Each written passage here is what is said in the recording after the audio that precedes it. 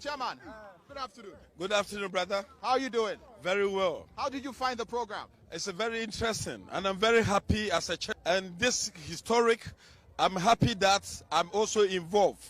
You know, the country cannot develop without education. So if the president and the MPP have made a manifesto that they are going to help the tertiary people for them to get loans, it means that Ghana is going to join the developed countries, you know. And he said you don't need a guarantor. What you need is a national ID card, you know, national ID card. This is the first time. And what perplexed me was that, you know, that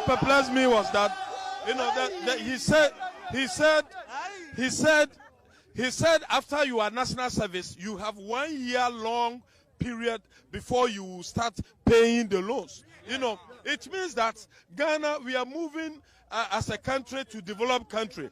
And he also said that all the students or the workers, you know, who will get jobs, they will also going to assist them for them to get the money, you know, to rent houses and stuff.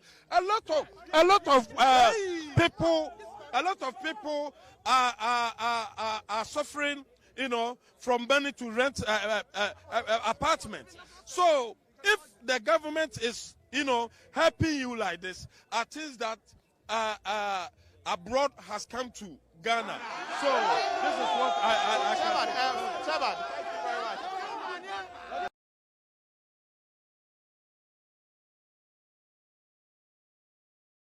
Welcome back from the short break. But I think it's time for us to just do a very simple summary. All we've been talking about is on what? Leadership. And I said leadership is what? Influence. Simplicity. No less, no more. Leadership is influence. This is a fact, and everybody knows that. But sometimes we think it's about what. Today I am telling you it's not about what, it's about how. The what is the fact that we know leadership is influence. But the how is how do we influence people? How do you get people on board? How do you get people to align to the vision of the organization? How do you align people? How do you get your followers to believe so much in you and follow you? Leadership is what? Influence. And let me tell you the how. Basically what we are doing today is how to influence what? People. How to influence your followers. Ladies and gentlemen, if you want to influence people, the first value that you require as a leader is integrity. That is the I. Leadership is influence. The I stands for what? Integrity. Doing what is right, believing that nobody will even ever see. Doing what is right, irrespective of the forces against you. You got to do what is right. That is integrity. Walking the talk. Simple and short. Please learn how to nurture your followers. Empower the young ones who are with you. Because leadership is not a permanent position. One day you will be gone. But the people that you have empowered, when they take over the reins of the organization, you will sit at home and you begin to relax and watch how things are unfolding because they are demonstrating that they have been empowered enough. But if you get absent for 1 week, 2 weeks, 1 month, and everybody is crying, the organization is not moving forward, the country is not moving forward because you are not around, it means that you are a very good example of a bad leader. 3, please have faith in your followers. If you don't believe in me, I don't see why I should believe in you. Right? It's reciprocal. Have faith in me and I'll have faith in you. Please listen to your followers. You should have a listening ear. People want to be listened to. They don't want to be just heard, merely heard. No. Please listen to your followers. Have an understanding heart. Some leaders have a heart of stone. If you have a heart of stone and you are a leader, don't think anybody will ever want to die for you. Nobody will want to die for you. We are committed to dying for leaders who have an understanding heart. Be emotionally intelligent. What are we saying? Be sensitive to your environment. Be sensitive to the needs of the people who are following you. Can you wear their shoes? Can you feel the way they are feeling? If you are, then you'll be able to talk to them where it is right. And you're able to deal with their situations and probably help them through troubles when it is time. I love this. A leader is the one who is able to navigate his followers through trouble. When I find myself in trouble and you are my leader, and you are able to help me out of that trouble very professionally, I will salute you forever. I'll be so loyal to you forever. If you call me at 1 a.m., I'll be running. My phone will never be off because I know that I owe you something, that you are deserving my respect and I have to die for you. Communication skills. If you're a leader and you can't communicate, you don't have the skills to communicate to your people, I don't see how they can follow you. The last one, every leader must be exemplary. If you are a good leader, then you should set an example for people to follow because you are ahead. And whatever you do, that is what we also copy. So we copy from you the good and the bad. If you have integrity, you are a good leader. If you nurture people, you are a good leader. If you have faith in people and they have faith in you, you are a good leader. If you have a listening ear, it's good. If you have an understanding heart, it's good. You must be emotionally what? Intelligent. Learn how to navigate your people through trouble. Please, some communication skills. And above all, be an exemplary leader. Listen to this. If you are a leader and you don't have integrity, if you are a leader and you don't nurture or groom your people, if you are a leader and you are not emotionally intelligent, in other words, you are emotionally dead. If you are a leader and you cannot navigate your followers through trouble, if you are a leader without communication skills, and if you are a leader, a very good example of a bad leader, what you have left is what? Flu. This is the flu effect.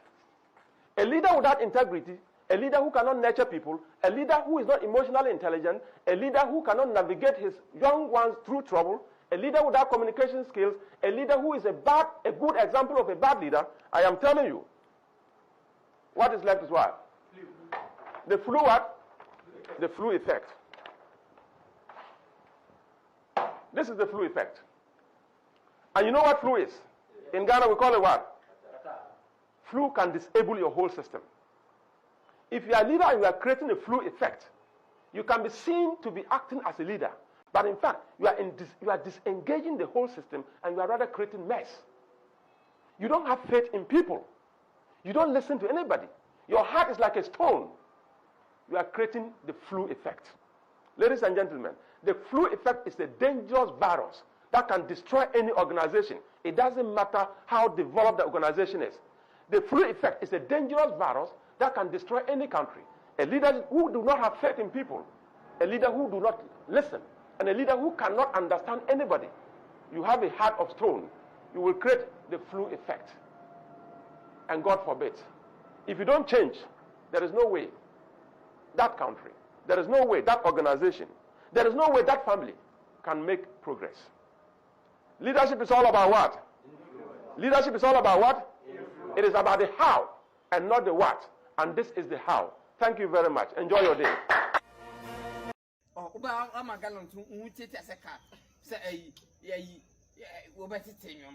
feel quite enjoying. Muhammad far better than Kufadu. Serious. By a year now said, yeah, I come from say Muhammad on those days say, how could you buy meaning you couldn't see Muhammad what said, Save or say I will 10 years no more. And part the other time, Gidi. Oh, Sana Kwame Kumabedia, most of Pana, Philo Fancy. I could find by the Moidi, or none of Pampamu, a Pana and space kitten. We did pass my monka. Some pass my own meaning. And yet, Lumba, and a mania prepare. I don't Fadway and yet, Abba, your Petrus car crowd, or to the free education. Free education, a diamond was see. Oh, Papa, now see, and I'm crying common. Crack with say independent schools and Obia for that bed 4 days, 5 days. Ade, we young Fanyamo, some free. Would you in Unions or Udo Babaco school? I will have been a convincing easy or move actually. I'll cotton, honey at home. Answer me like a castle. Easy, I can you. Oh, fetchy. What I'm a more busso. A Nebusia phone. Mahama Bell, Nini Aqua, or Mande, Equanamoka, Ibrahim, a Kufa Dubai, Wash, Mammy or Cousin Clay, after the womb. We will mean thing. Baby presently, ye the cry. Nipa putting coffee, AC bear, you wanted there. What's a man contract? When you need it. Corruption, I'm on Sunday, Jasman. And I'll call school when you get in a gather, 1 for taxi, when you say that. And so by you, Mushi. Ade, oh my boys, the best. I bet no boys in Tambo. Lumba, Fapo, Namable. Umumechi mkume. Mambele. Mekano kwa mkumpe. Ale de to aba mind is ya. Minyan people. Ba mahama. We far better. Esen Akufo-Addo mi ansantini ba pa. Makoy my ID card ma pepa ho. Ade oye na nsomfo pa. Oba enya bench so no odina. Ana we say metete petrol so na me esi. Ewai. Petrol on the president oba ya petrol pa. Akufo-Addo. Uko sis from a year Chebi. Ede ko ti Chebi. Mo makoy my ID card. Ene om sama ni nyina. Wo boa pra. Ade oye na nyo onye oba e pede no waye. Wo de kan kuro.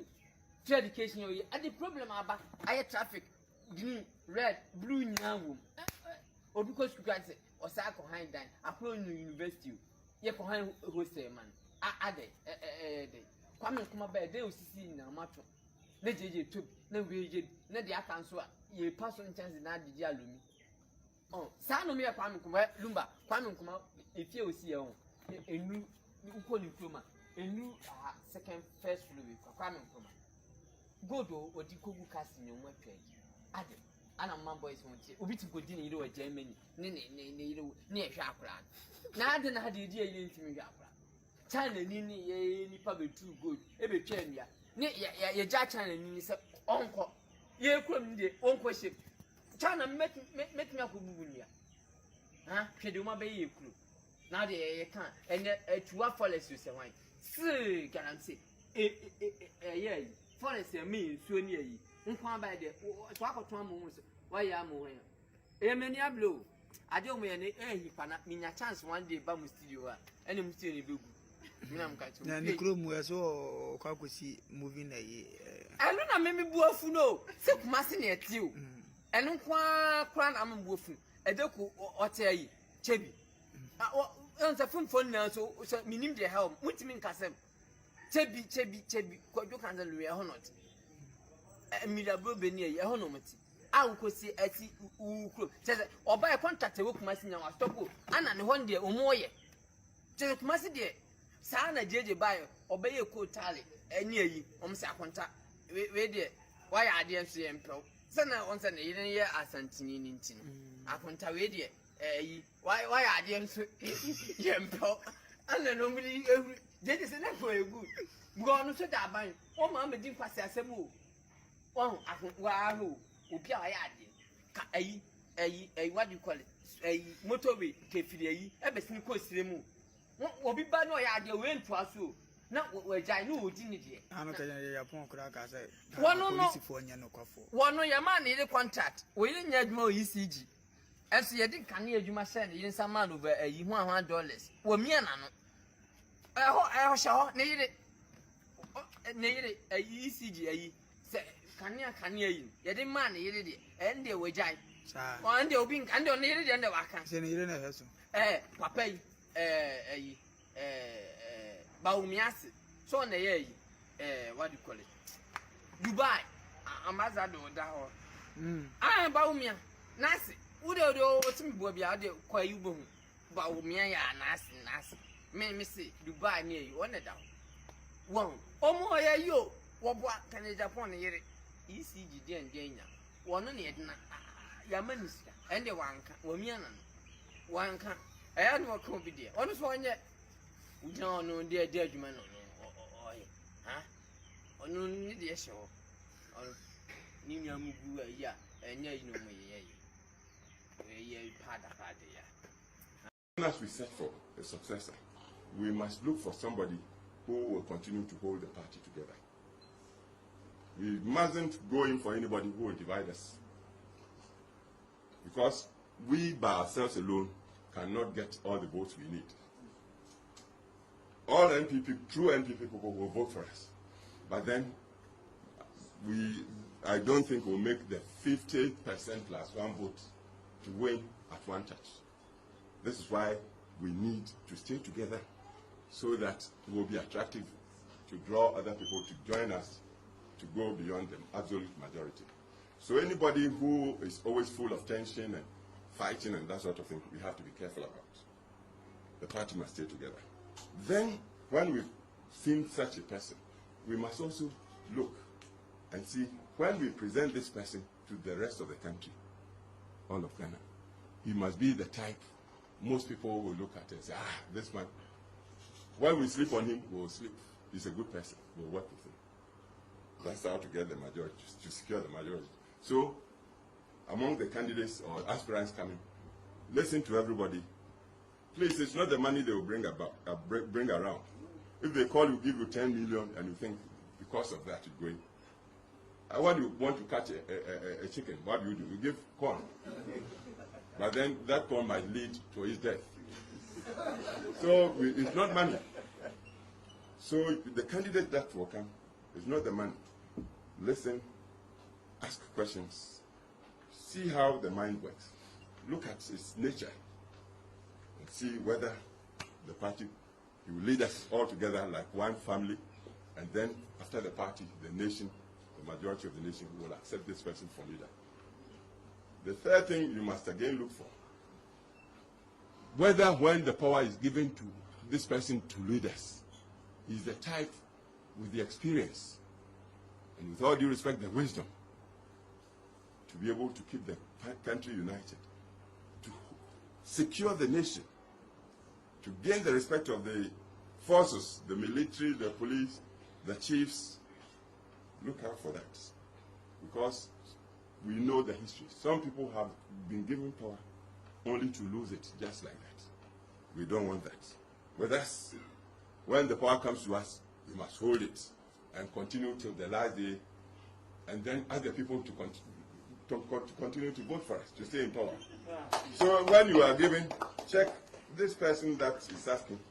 He may be a nice man, we may like him, even perhaps most of the people may like him, but is he the type that can hold the power when it comes to us? That is another question. It's a difficult test, but then governing is difficult. But fortunately for us, now our party has the tradition. We know opposition and we know government. We are mature. Men and women, they are, I believe, wise. And Ghanaians trust us. So we must go the hard way, get a good candidate. I'm having to say this because I too I have interest in who will succeed me. I want a man who will take the power so I can go into retirement resting and in dignity. I can sleep and enjoy. So when I talk like this, some people say, you want to impose. So no, it's not that. I'm entitled to want a good person to succeed me. That's it.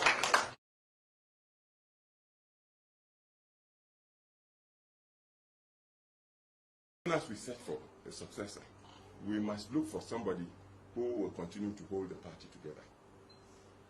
We mustn't go in for anybody who will divide us. Because we by ourselves alone cannot get all the votes we need. All NPP, true NPP people will vote for us. But then, I don't think we'll make the 50% plus one vote to win at one touch. This is why we need to stay together so that it will be attractive to draw other people to join us to go beyond the absolute majority. So anybody who is always full of tension and fighting and that sort of thing, we have to be careful about. The party must stay together. Then, when we've seen such a person, we must also look and see when we present this person to the rest of the country, all of Ghana, he must be the type most people will look at and say, this man, when we sleep on him, we'll sleep. He's a good person. We'll work with him. That's how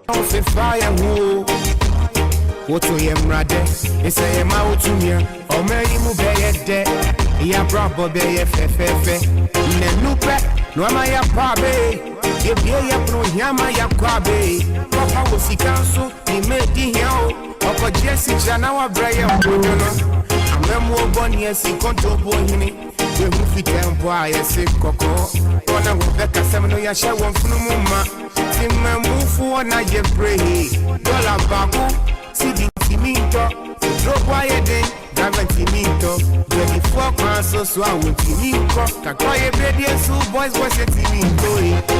Can you send in a man?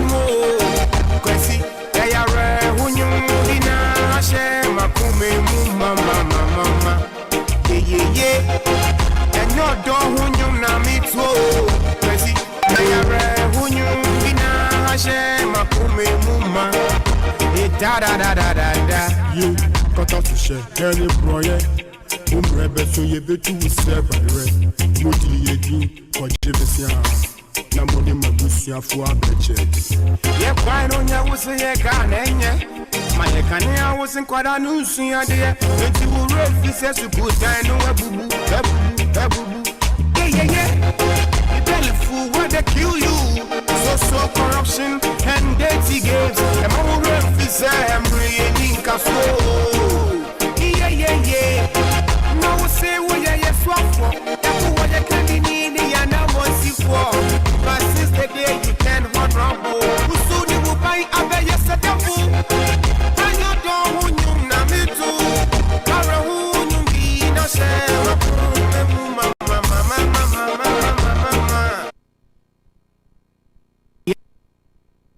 brabo be ye fe ne nupe no ama ya pabe e bie ye pro nyama ya kwabe papa wo sikanso ni medi hiao okoje si chana wa braye onyono amemu oboni esi kontobo hini we hu fitempo a ye se koko ona wo be kasem no ya hye won funu mu ma timamufu na ye pray dollar bago si di timinto drop aye den Gavantimito, 24 crosses, so I will Timiko, Kakoye, Pedia, so boys was a Timiko.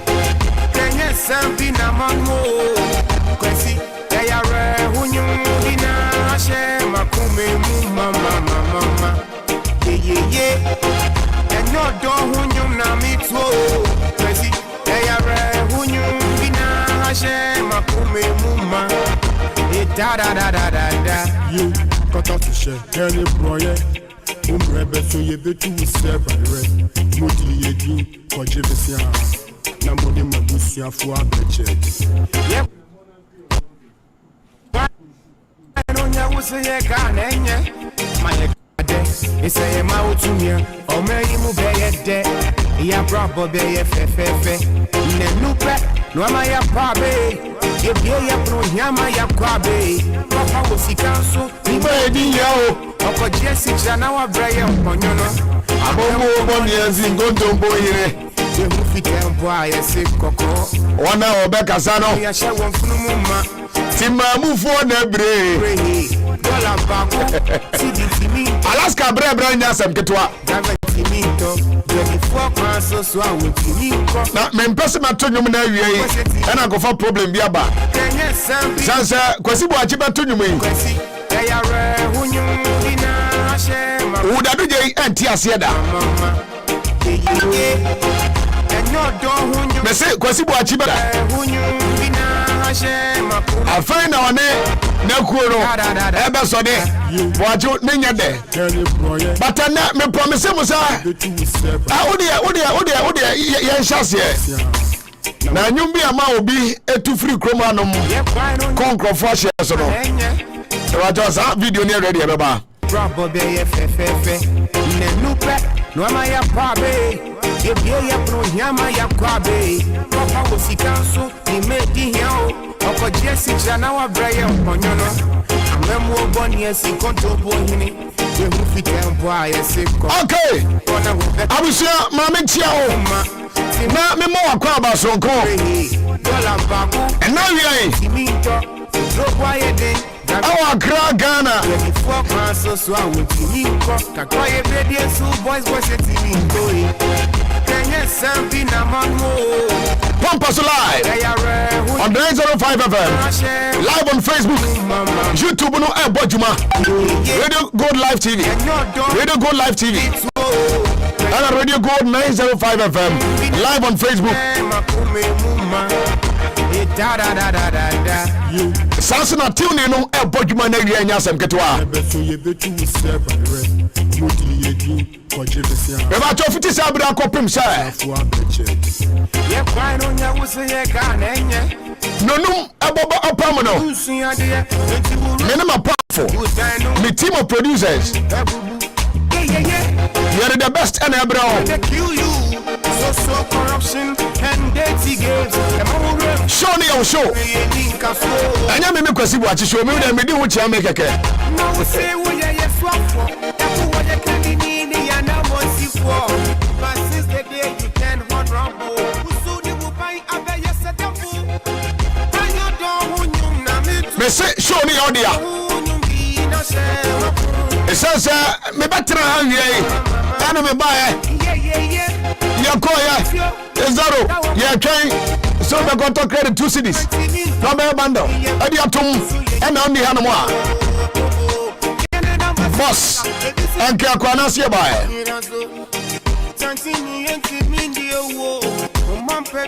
We didn't also Kebuache. RKB for short.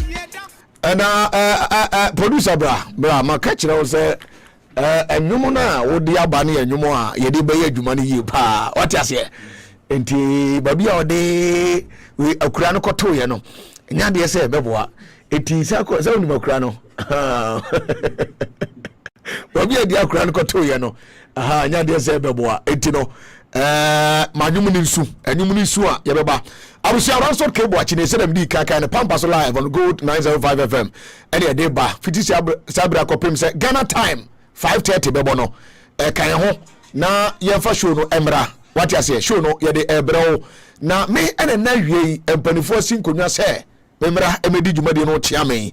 Na producers no Dawson pa and Yasem Ketwa. Abrantia Odia Konyaba Oceana na Bodi Seku ha. Say papa bia otinyuka minimuna eno kasa enche ye no. Sebiga eno no enti Sebiga no Eric Boateng production head eno no Eric Boateng me ka Eric Boateng wan se mo ya da je be boy Eric best start adwuma ha na school Eric start adwuma wo gold no me mu bi wo school what you say Eric Boateng are part of the production team enti enawie enyasem ketwa Nancy amewelewo si kekeli obimpe ono nso so no oba hema oda emema duduom ono nso etachire anya sem ketwa motoguzi ebra na okọ school no odwane pop to forward ya no one turn ntamo a one penko for Manchester na motoguzi na kono na jeze eno ano no sama numbo awiyemu brei aye TV star ono nso so etachire na okoe na mehwe baabi asenate ene baabi a memewo glass and a train tem na me share sana and rasta no from the glass na timi sampa sana rasta no utim se enkuwom papa and also nya sem ketwa enti sana no mo enso hanom sanso na Harry George Martinson so e hanom enti omunyina e tadwuma de na chikama na nei Alaska B Alaska B ope eye technician a o guy na otwa videos na tawogu ne ko so fifre bi ante no na se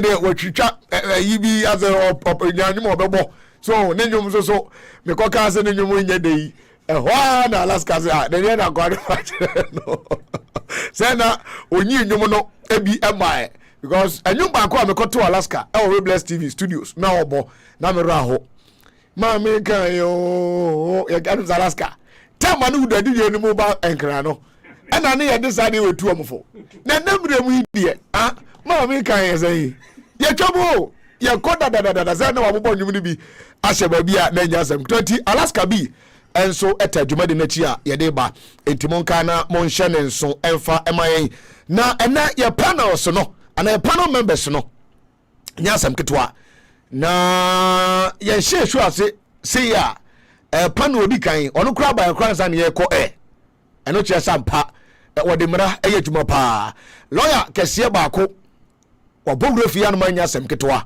ebedi nkomo ebacho o international lawyer na ebra ye ko ye ne ye power agreement fuo kokko ye we say no senka fa lawyer di ko ya enka nya ne senka na 170 million abronya bese 170 million ye kwakotu yi eti international lawyer at the appropriate time obetenenka say ono so de join show no kojo yaboa kojo eba ohabi mba enso eba squad no eba Francis Tawia enso eba anya sem to APC fo nyina ba tenei uyade a mesewada ubenya duranum Justice Yeboah Justice Yeboah ti fa list ni nyina bra na omo join show no live at appropriate time.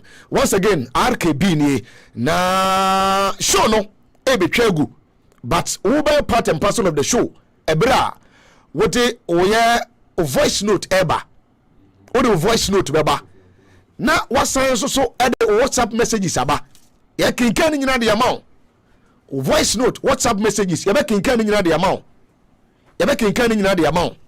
what you say enti mon kana mon chane so yawo segment on the show I friend Kenewu na no kire wadwen na men kire madwen but before Kenewu beba no yawo cafe ya kasi bibia cafe wo atim say mia ho enti da cafe ne de the presenters bite eti mi idi dwuma de no chia ben no na mi dosomu an me hwe Ghana manwosem aye ne ba bi nkoyi a mi angasa mi betimi atana na makire madwen no me kasa ne menya dwene mi wia ne ma bie lines no e de amount na Kenewu atoa so Kenewu toa so wia e hono na wo de wankasa eniema wa observe ya fa Ghana manwosem ho e kwan a ya fa so a Ghana etete apura pansam no also betena wa me ase na waka kire ontra ho so a ne e be ni yie no na wanso atimi e de aba but ba na wama onsem no asisi so yie within a minute or two na chese we wie na okọ voice note no so no wo de ba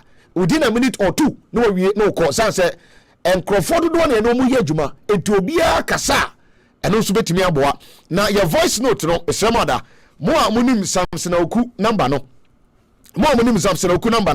your voice note no eho ene befa 0556 550021 0556 550021 and one day morning show no etimo amo eye sa number no obetimi the voice note no aba at appropriate time ye bebo ansana yetimi asore dwumadi no so a enya asem keto akra na emmo be ye no me yesane de mesemoda na mpanifo e5 until between the hours of eye meche 2 to 5 no de discussion e hyase na afensu no eye yetimi apagana amanyo sem niam ekoso no so epumasibre enti eno so but ye kita numbers a ye be mo wafre for eye Kenewu ekita numbers ye be mo wafre for Kenewu but your top one are ready okay enti chiro number we so to numbers ne mebo no na mu project our screens ne so and screen ne so said be ya omoso be pick ne kama 0244 37 96 08 0244 379608 0244 379608 eno no o chiro de ato na Kenewu time so a na watimi so so e de adwene ya enya asem ketwa ena another number 0248 23 65 89 0248 23 65 89 bia na obi ejina ba kono so cha no afred ya phone etimu project these two numbers in famom na face ne wi a yetimi ahwa aboa na ya pick course no nyina etibi part and parcel of the show ebra also so contributions out do for the various platforms are available to you no yen Facebook one so no me ba abekenkan o messages ni na e de amount enya sem to a eti no yen sha se sei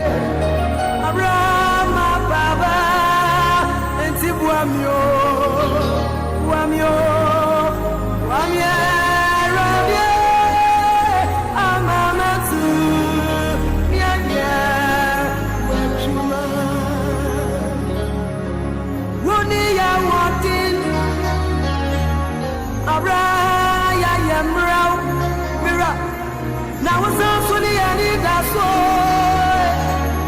Abira ya baba. Oh, it's why I know.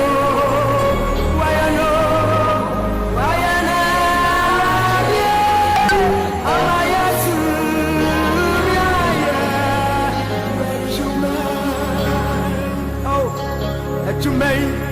When I was friend, I'm the movie.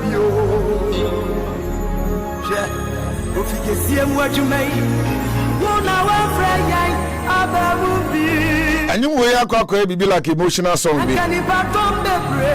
Now, a shaman to Sansa Holy Ghost in the boss. and the name of Bibriba. A man for Udadu Genti, Udadu Jabandeme, and in Mempesa Tonomoha. It would Utia, where you tabona from Miswaka. Na Yantonio Maniakuyanim.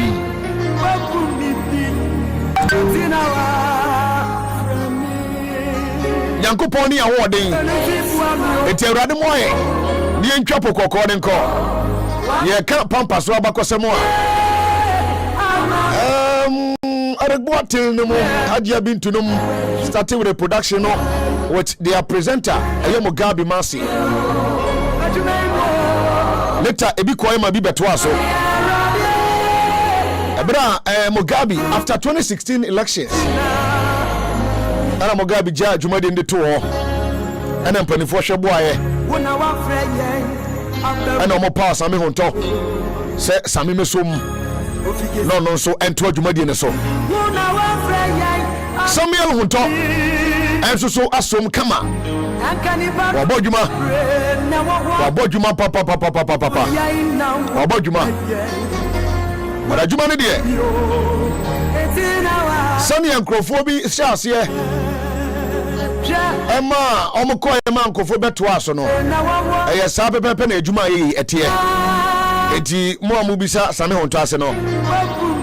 Same Ewo. Another network.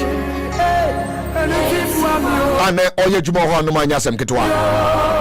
Entino officially said the munimono ebia awie ebia obi o on tie but waba obehwe pampa so samini ha same are resign from good and me no kase or original TV enti ahona yenu ana kwakopie anopa no na no payi amane ne di nkomo na no payi amane ne di nkomo kama efa show no ho na nya sem ketwa enti ono nso so no wase be ma be yebi na wa mama me nyina na sede amanfo ko ye man krofo bae no sa pepe netie enti officially no Samuel Honto oye nuane ne adwuma hanom wa resign e the letter ma management say hayana obetimi ne akwakoduru enti me no ka say de Same is not part of us enti ebia for the first time I feel na wo hwe show no na wutia Same enni ho en kai ho now enti no yenso baba beto aso edu pempenso bi ne so fe say se kwa ya mama so ante isa say ebim na chaase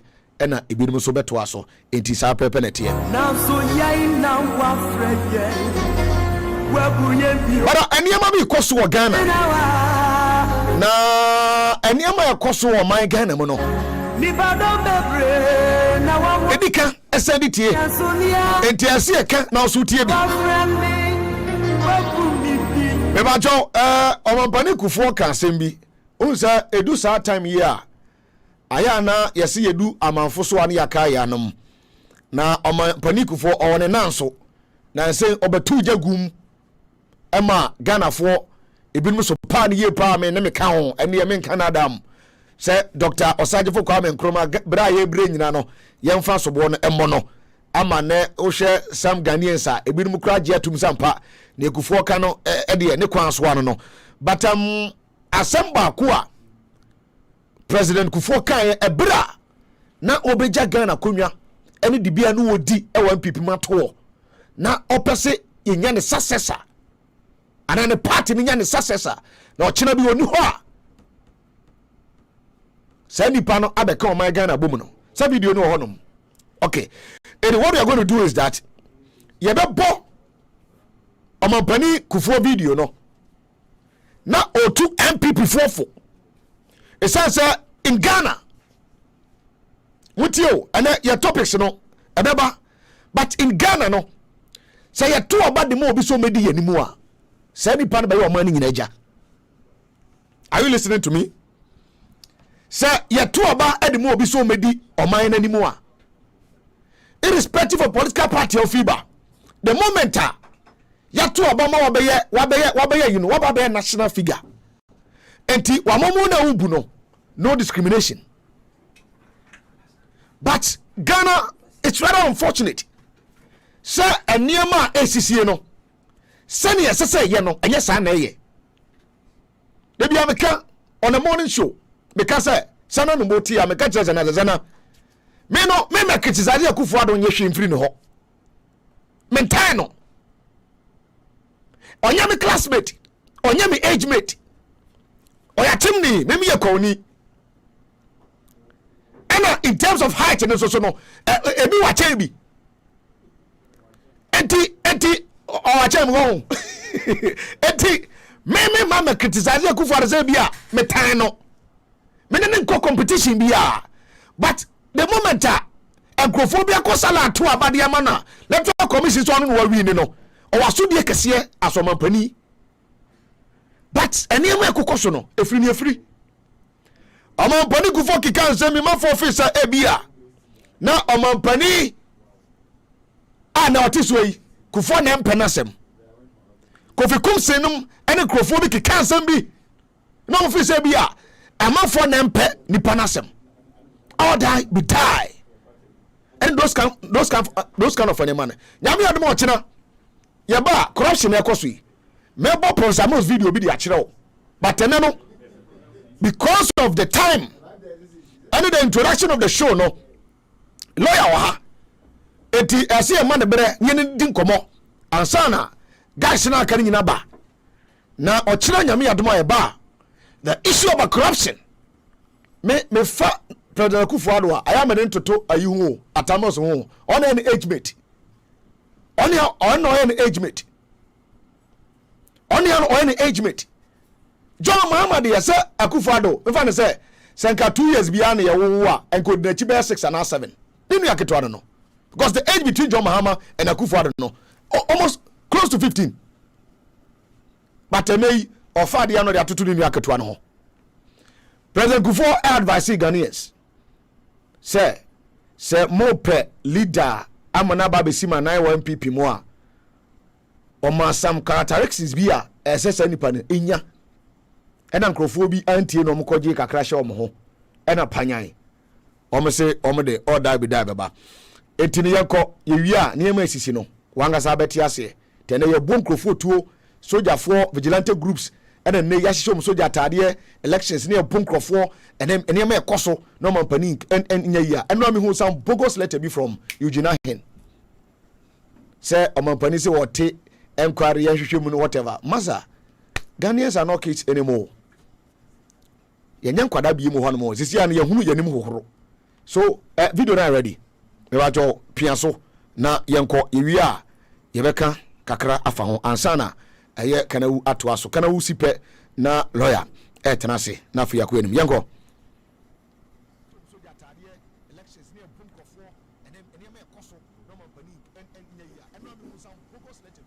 going for anybody who will divide us.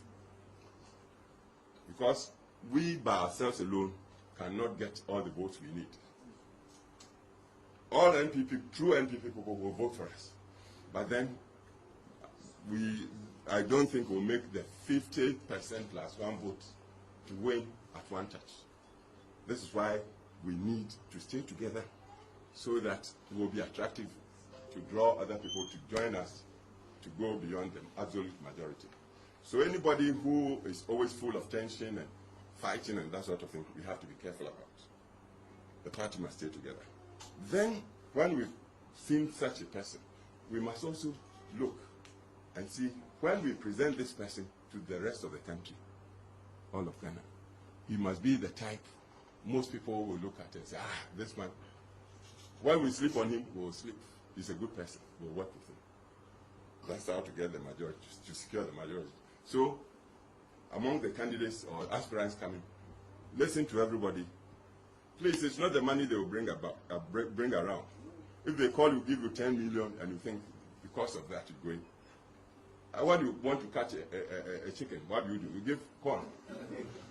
But then that corn might lead to his death. So it's not money. So the candidate that will come is not the money.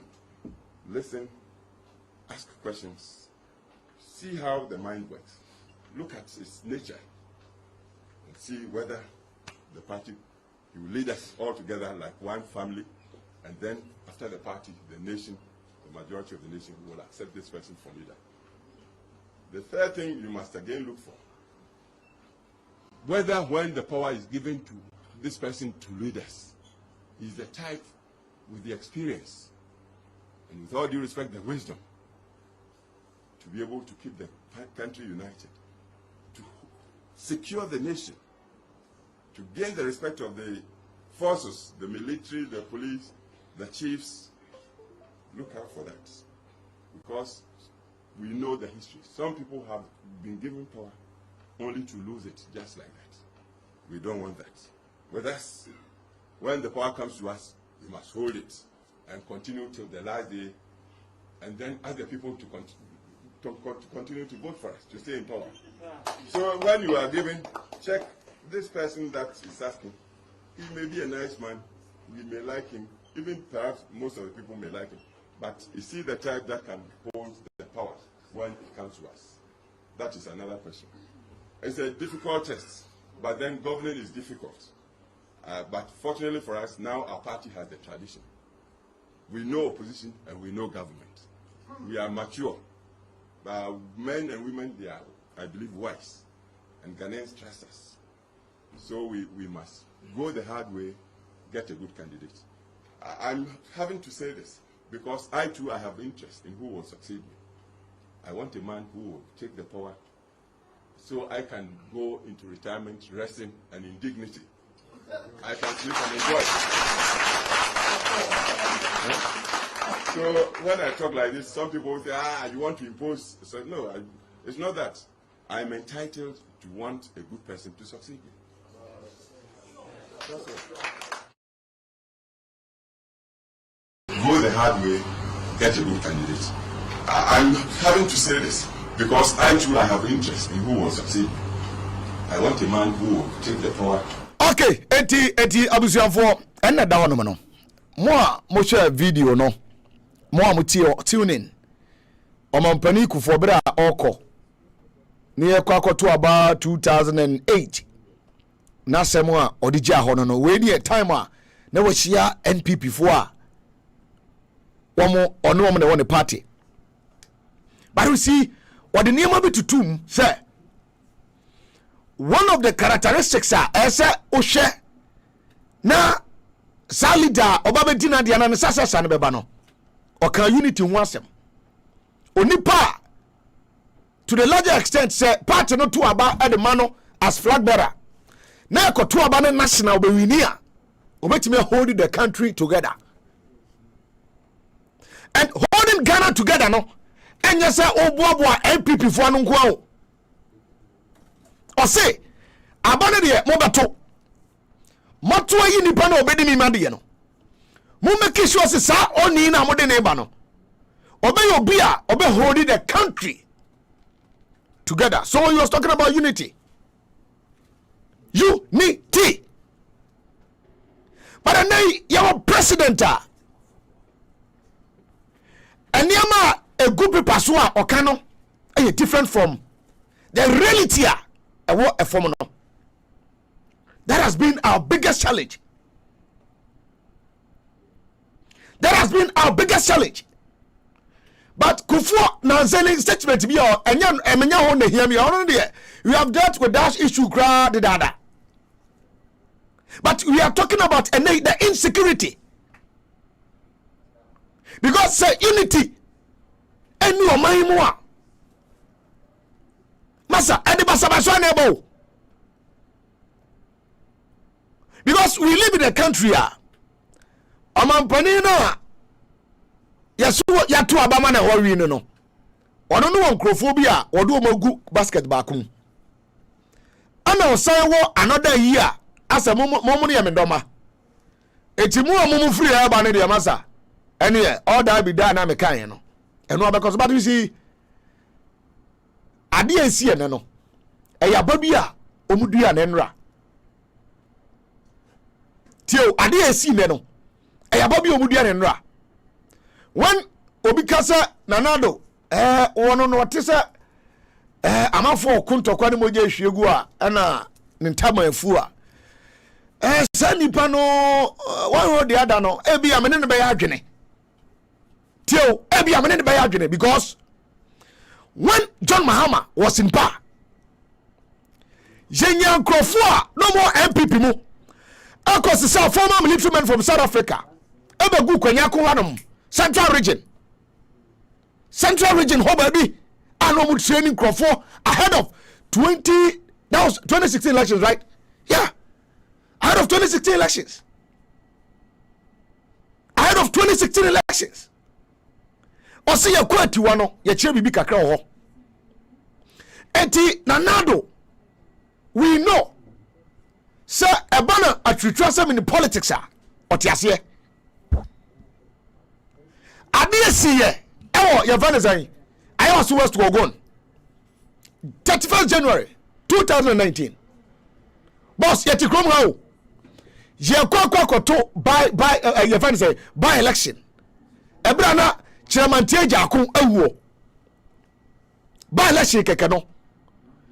Ye nyan Crawford with out to 2 Ama a lawmaker. Ye bonusum to say Crawford yacheno. President Akufo-Addo wa ota anywhere. Yet a commission of inquiry. Ama Crawford no e make sure say eni ma course no yahwe na omo anom tachire no yam punish wom. E ba jo womu wie ya no. Womu wie ya no. Baba ne ka chom say o commission no adwuma ye ka se monkonko ye no sabi enye no na mo ye eno mo tugu ye ene safo no nyina na mo no unu dia me ka sa asem we. I saw a release letter from the presidency. Eugene Ahin share on the Facebook wall. Eugene Ahin share on the Facebook wall say our Pania taxi security agencies in the say woman hwehwemu na omo share the shooting blah blah blah blah. Master, this is bogus. This is bogus because any must see under your presidency. Bebre yahwehwemu abesi na yenchia no mamba akokora ntum e wa MPP mu. Any must see bebre yenchia no mamba akompo e wa MPP mu.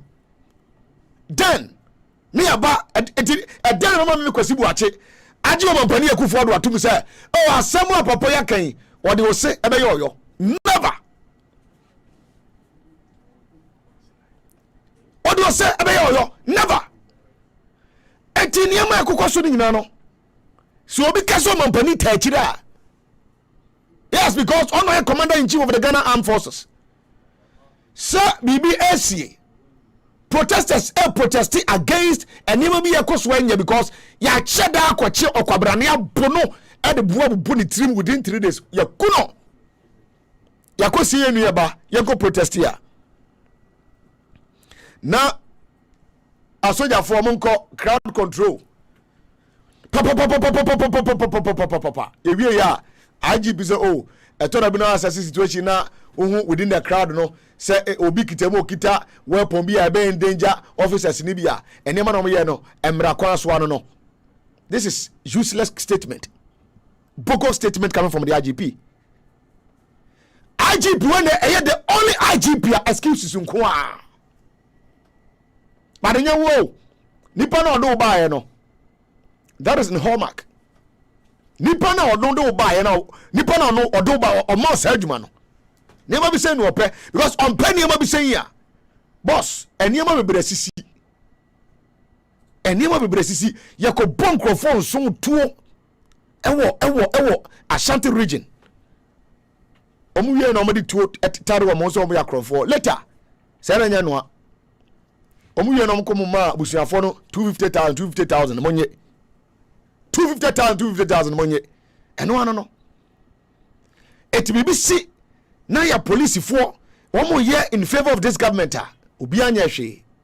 Ahmed Swali wa point ni ka mu ko efie ena obi tina moto so pa emresanti nie yenim se kwasi buachi anase sebiga ene kodi sanse hunu no kene Japan be ka se ayi yavane sai CID boss ni mu nipa oku ena CID boss ndi nam se oni information bia ena omde ya adwene edi agro ame famusi ojane de ena no friendly fire ojane de yes I pick course na kakra ana yenja course na sa okay eti ojane de ebeba enti no program ne very packed enti ojane de ebeba pa ojano enam kwan so a ebeba pa enti mon kana mon hye ne nso lawyer Chum Berima ena elia medi kaka na asem se lawyer Abawura fi hanom na he's a very young and energetic lawyer ohwe eye ne krata so a eniema woso no boss enye betesa obenyina che because energy no ho adwuma so ya che na me first time in lawyer shia ya pa mpu ya Mugabe program so and I'm lawyer me no shia honom na mu say no we have the man then go we have the man then you know we have the man enti lawyer Chum Berima e wo hanom a yene no be din komo menko enti share program no ma wo say messages do na ba messages do na ba enti no at the appropriate time obia message enkam at the appropriate time no obia message enya de say ebekam yebeka messages ni nyina wo da do je say away bus one the boys na aba Asisi Edward say good afternoon bro on say God bless you all yera say Doche Emmanuel say Sana Rasta is sponsored by Glass and Kwa Sana time na me show utino from Glass ni mo no say yes say utino Glass and Kwa na headline sponsor no eti eno so eno no we Doche Emmanuel ono so dia wato dia man Georgia do say RKB thanks for taking over the show stand firm we are behind you God be with you thank you ono so dia no say Alaska Gagai we fi Aduje with Aduje nche no dia ba Amos Arthur e wo hanom eti mamemfa Mark ento Amos dia no me ba then na yetimi ato aso dia fi onti messages no fabra voice note no so no Samson Oku number no e available enti mon projective voice note number no na fin so no omo obia mpo on grievances and fanfa ye be bo but make sure say within 2 minutes no wetimi akenka on sem nyina good afternoon. Yes sir. Na apumbo ko de afa bi na kan o Yesu nti Yesu nti atiase sanity enokre ye won kwan de na ye wade ni enoa na ya de hia no na odi na akire oboko de say ufiri krom na eba eye nyama ekoso kama say ade achi ye de onyame ne de amaye na mu aka de aka ti ni aka na no ni ese yeso ye hwe na afi so sa omom tutu ni ma ni ye prapro machi mom so me ye de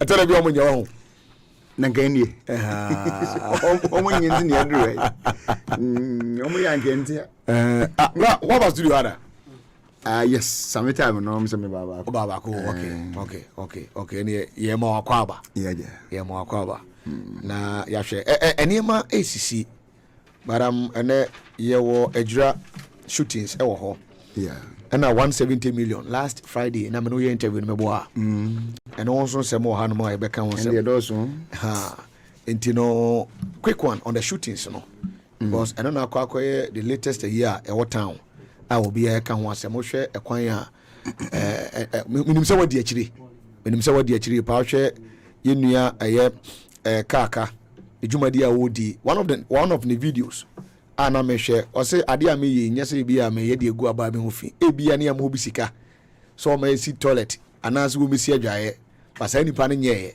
se me ye video na da bontin na se mpanifo no man kan hwe afa ho a me so me dia me mai ne jese ho si ade no emfiri omo ho no mo ne firi soro ho no krofo bi se wama party no unpopular and the information I picking is a guy no typical NPP supporter I nyasem ketwa it ono hu nukure na woka no Friday na me call na no mo kobo no ti me koba Monday no na chese moja nyu agu inu ani trimu a nyame aton sa afre no yekusie no na omo so a zen ye waku yenu ade a we dey definitely enya de se ye bepene me dey you say wahwe soldiers for no shootings ni bi amai no say na modija amai na okay then I'm not going to talk as a lawyer. Let me talk as a former police officer. Okay. So you say police. Yeah, okay. Etiate for lawyer Chum Berima or a lawyer and I resign you know police first and I resign you know so resign as an colossal to resign here. Now I went on premature retirement. Premature retirement. Not TV using. And I was sitting there so one as say. Apparently, baby, I'm one who can mean once in Bunny. Akobia all persons I know who police you know 20 cities and I want citizens obinya bia bana say me bo wani so and you know Yankasa as a former police officer because one is security I think say when maybe they maybe a cadet but when him auntie ma yenhwe say yes Ejura is one of my constituencies. And the other kind say yes Abranti and MPP stalwarts and yet say a Nkuntimpo. It is true. Okay. He happens to be there's some kind of factionalism. I war Ejura when it comes to their politics. You know, said DC, you know, per the orders of government, you know, they are supposed to hand over to all their coordinating directors, and then the coordinating directors, you know, will take over temporarily until a new DC is appointed. Okay. So the incumbent MC or DC, you know, is vying for the position again. Apparently, he happens to be as a faction about party. Yeah. Kaka, say whatever. Kaka. He isn't. Or he wasn't part of those who more or less in support of the current MC. Okay. Our immediate past, in our MC, the immediate past MC. And I'm assuming, I think he had some threats from some people who were supposedly being, or allegedly being, you can say, from the faction of the MC. Almost threatened. Or call police for chain to report for Bimbo. As usual, they were irresponsible, so they didn't do what was expected of them. Air police for no. Of course. I'm an untino, omontimi, the unfortunate happened. That is, as I grew, the gentleman was attacked, and as a result, a lady to new. Now, we're from Sabi Cramoni. Yeah. Cramoforman names and Sabia no moon na one check. Tine he has a copeno crabbe. A crabbe any more copay, you know. Na some refresh you so moon fee. Then they saw from the video and the information I've picked from that place. They saw a route control van of the police. Now a few. It's a airbag. Now, my business question here no pay Class TV. I'm asking the same question here. I see a one on to question one. And the route control can acquire. Okay. Bible said, "Oh, near money in our coin." Now, so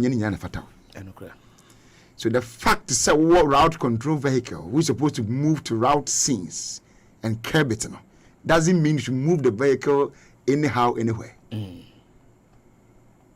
Did the vehicle really go to the cemetery point or area? If the answer is yes, I quite know. Because your barrier. 2, when you got there, they were not fighting, they were not destroying anything. So what did the van go there to do?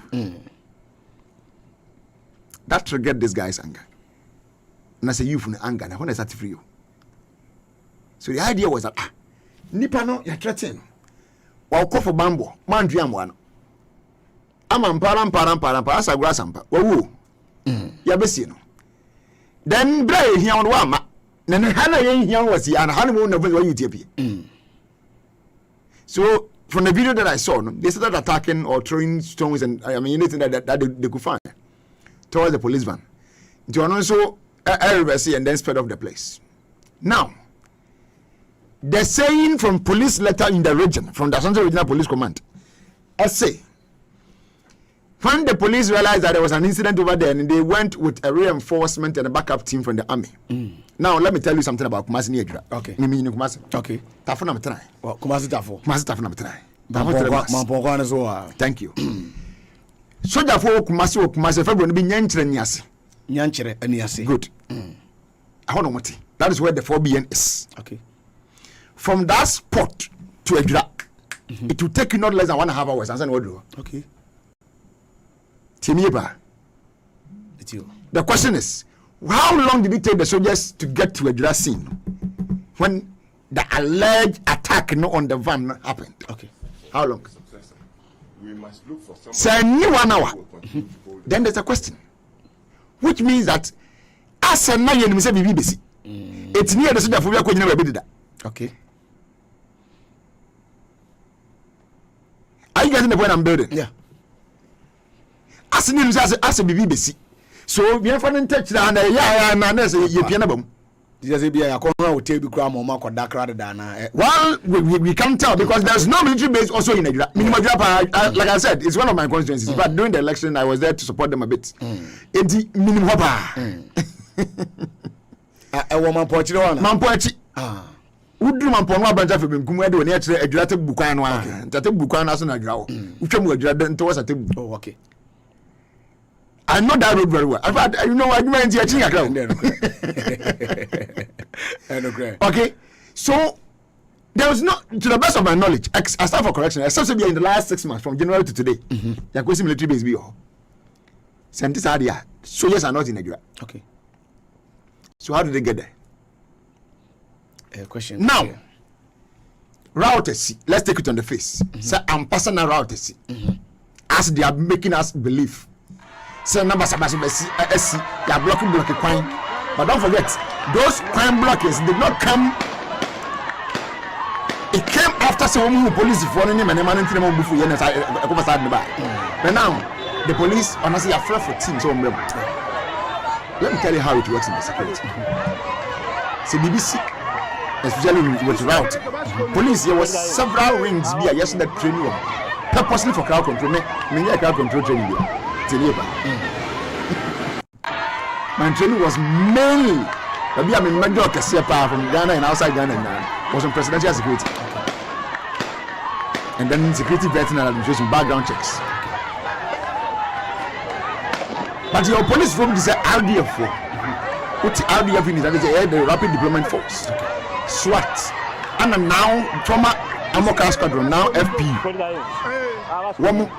One of their core functions is crowd control in police.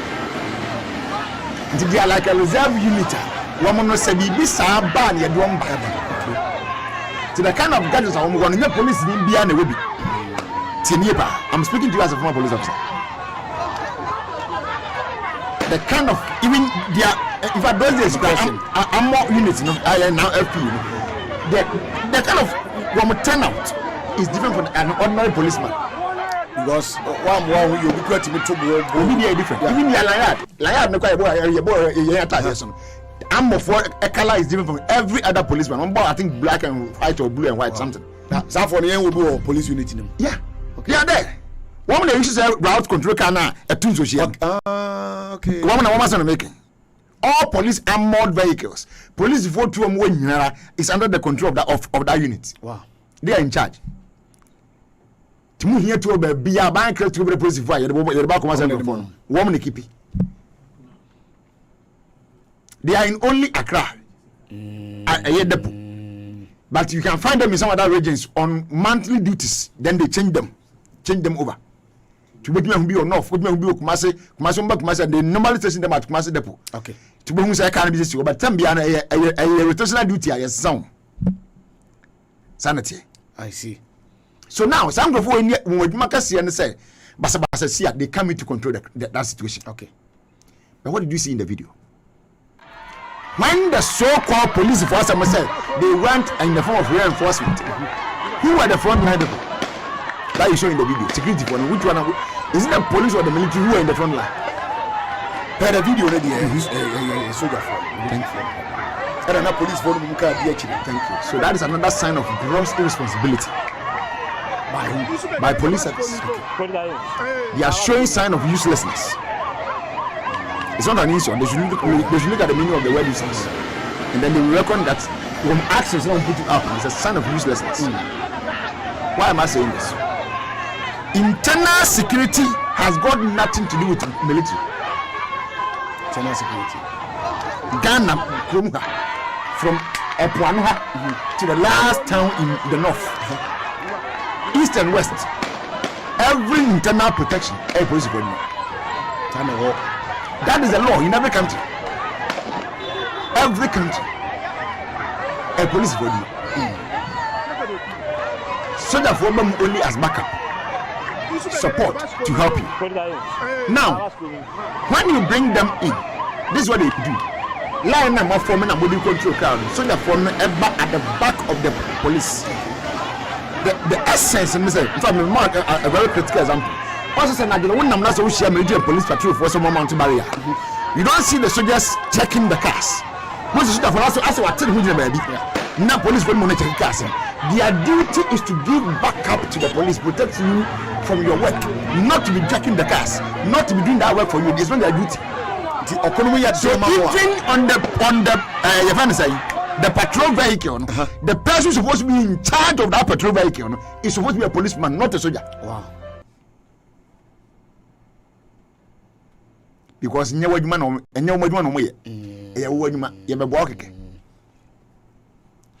is a more route to be sanwa. So therefore, is someone who call Bia. And the first instance, they shouldn't have even been there. That was number one. Of course. They should have been there at all. But let's say the worst has happened. And for that reason, what the moko? Who do could do one? The front line air fighting crowd, no, are a police for. Okay. The question again is that what do they fight the crowd with? Crowd no any beja. Omani enough for that moment. Then I never stop you. And in my police for adwuma mu no stop demonstration here. If we stopper. You too bow. Close range, I will come on internal building. But say why I will try. You be at the boss and mouth pain. You stop any nonsense. Excuse my language that you are doing. But and share you to Engum. Oh, okay. Engum. What the pains? Yes. Then we have that water na yetum. So say na yetum. And I am on way. Hit am that man away. I say we are going to come on.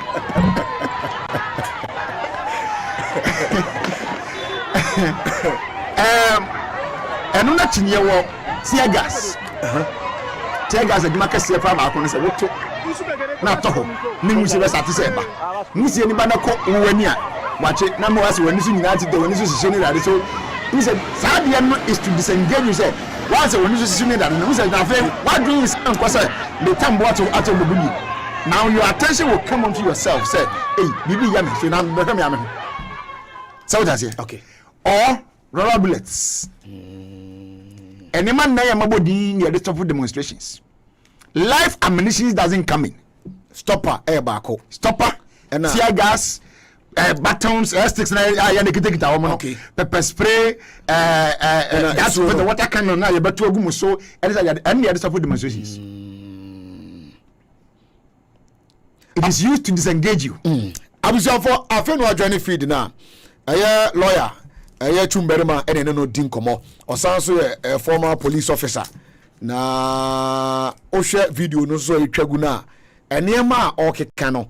How videos soon ye di achremono e dwura videos soon na ekono o hwa soldier for no e di anim ana a police for no mum di achretimi say obi akobu obi do obi akokan to kwa cha wo tim na ko for no braba me braba bo e di me braba bo for no e techiri adwuma se so mo ye no mum techiri ana ma ko from braba nya ba so mo ko jento kwa no enfati ye kono na videos me twagun ba kwan ya crowd control has become a problem. That's it. So, the medium of media is to educate. Intimate person, and the anti was in then surface attack police for no. What would the attack was what more year? No, about you. I'm going. And front line in action. Not Aqua West. West, the police service instruction, I'm quoting every police officer from constable today to IGP knows this. Police Bible, another police formula from the service instruction. Okay. And in the service instruction, this is how it is quoted when you can use a live ammunition. What say? You resort to live ammunition when your life, you the officer, your life is in immediate danger, and all other means has been used and proven futile, and some are resort to the use of firearm. So now question number one again. At what point was the other means used improving Peter in Nigeria? In tier 2022. What kind of immediate danger were their life in? Was any police officer killed? Was any police officer hurt? Was somebody? I mean, the C2 police need be.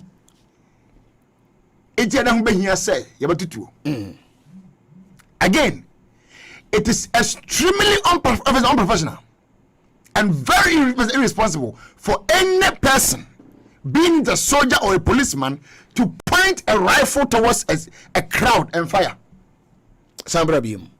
It is extremely irresponsible and unprofessional for a soldier or a policeman who is very well trained and know the use and effect of weapon, being it AK-47, J3, M16, whatever.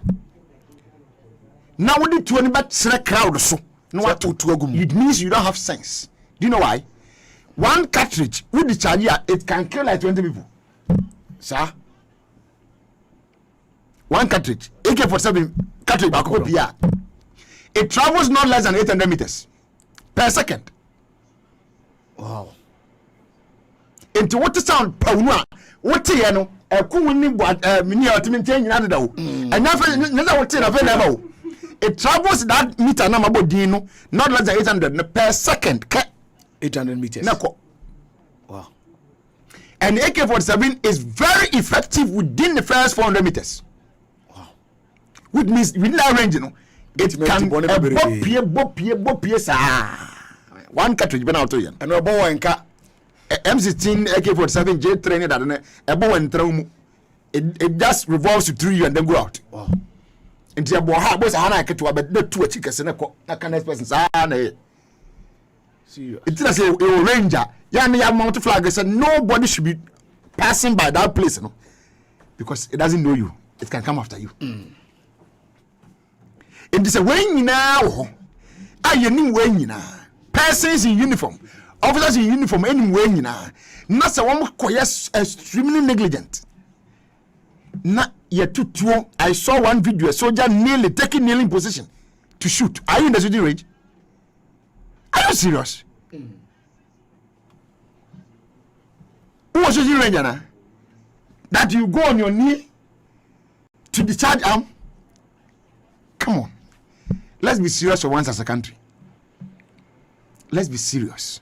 And when we say to any of my idea, sometimes we used to say that. Yeah. But you see, say them can't, you want your money in our coin. But you need another. I see. Obviously, for lawyer Chumberima and Ote Akunyamoa, Yanano, Edinkomo. Justice Yaboa, Justice Waha. Justice, Triple Fidiana, Yenin Komo Kakra. Justice Triple Fidiana, Yenin Komo Kakra. Na AK-47, they were a former police officer. They were all cano. They were all church. I got me money in your home. Because and crack. Oh, I did as we pa. Was means was young, my visit be will be our kind of cocoa and go to Tebis, you know, go come fast on one in our train. Because not lawyer, bra. And so near Nanyashana, because we know yet to whom conform. But Aquabia demonstration be anything with that. Very big and so you yeah. Because Tama now and Kodane tie Zakano blue one as would yeah. Yes, she so good, but no so tight and without so Yashana. And Yanisha Quack, sometimes she could sometimes itchy. Okay,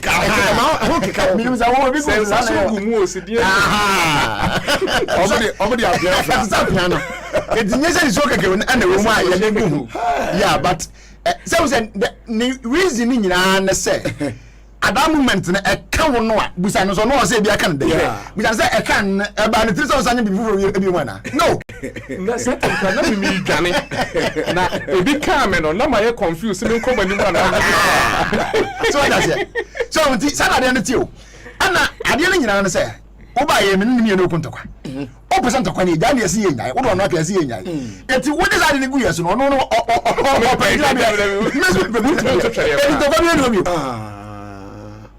it is just to stop anything that is happening. not to kill. Somebody say, I see. Not to kill. And they say, who was some mediums when you now? Now you are new so no. Yan to tear gassy, yan to rob, yan to stop us in the American movie. Now, with your fire life, I mean, no. She, a BC war, I'm my future here, baby. As long as you're going to see it's a south or a west or a west. You okay? And then a BC could see what back on the saying, Techimine was in south, south. Okay? And Tenay said, Bibi said, be more bad. Eric, sorry, watch it. We need not to entertain this. We need not to entertain this. MYA. What I say because the manifesting can be one be pen, one second be. Now, Yahoo back, Yahoo me, some of grace or do so it's about 3. So we expect of about 6 months. Yeah, can't idea will be a Basabus and Timmy. I'm my cry. Touch me, I think about 9 people died. No more than 9. 8. I think unless one person or 2. Then the do unless one or 2 or so. Yashira within 9 months, sorry, within 6 months. Out of this carelessness, this recklessness, this negligence on the part of my brothers and sisters in the security forces. Not see a sign my crime being sent in the business here. I be maybe Ghana Police Service. Are they telling us that now they can no longer control crowd? I mean, how? I still don't get that minimum officer from as a commander. But why would you put them? Why would the military be at the forefront and then you be at the back of them? Maybe say more operations we say yeah. Sir, me feel say more commander or demon more. Of course. I mean, men are not just dispatched. Even where you see ordinary constables on I say, yeah, 10 years and 5, right? 4 people, 5 people in the room. Constables, there's a senior. Okay.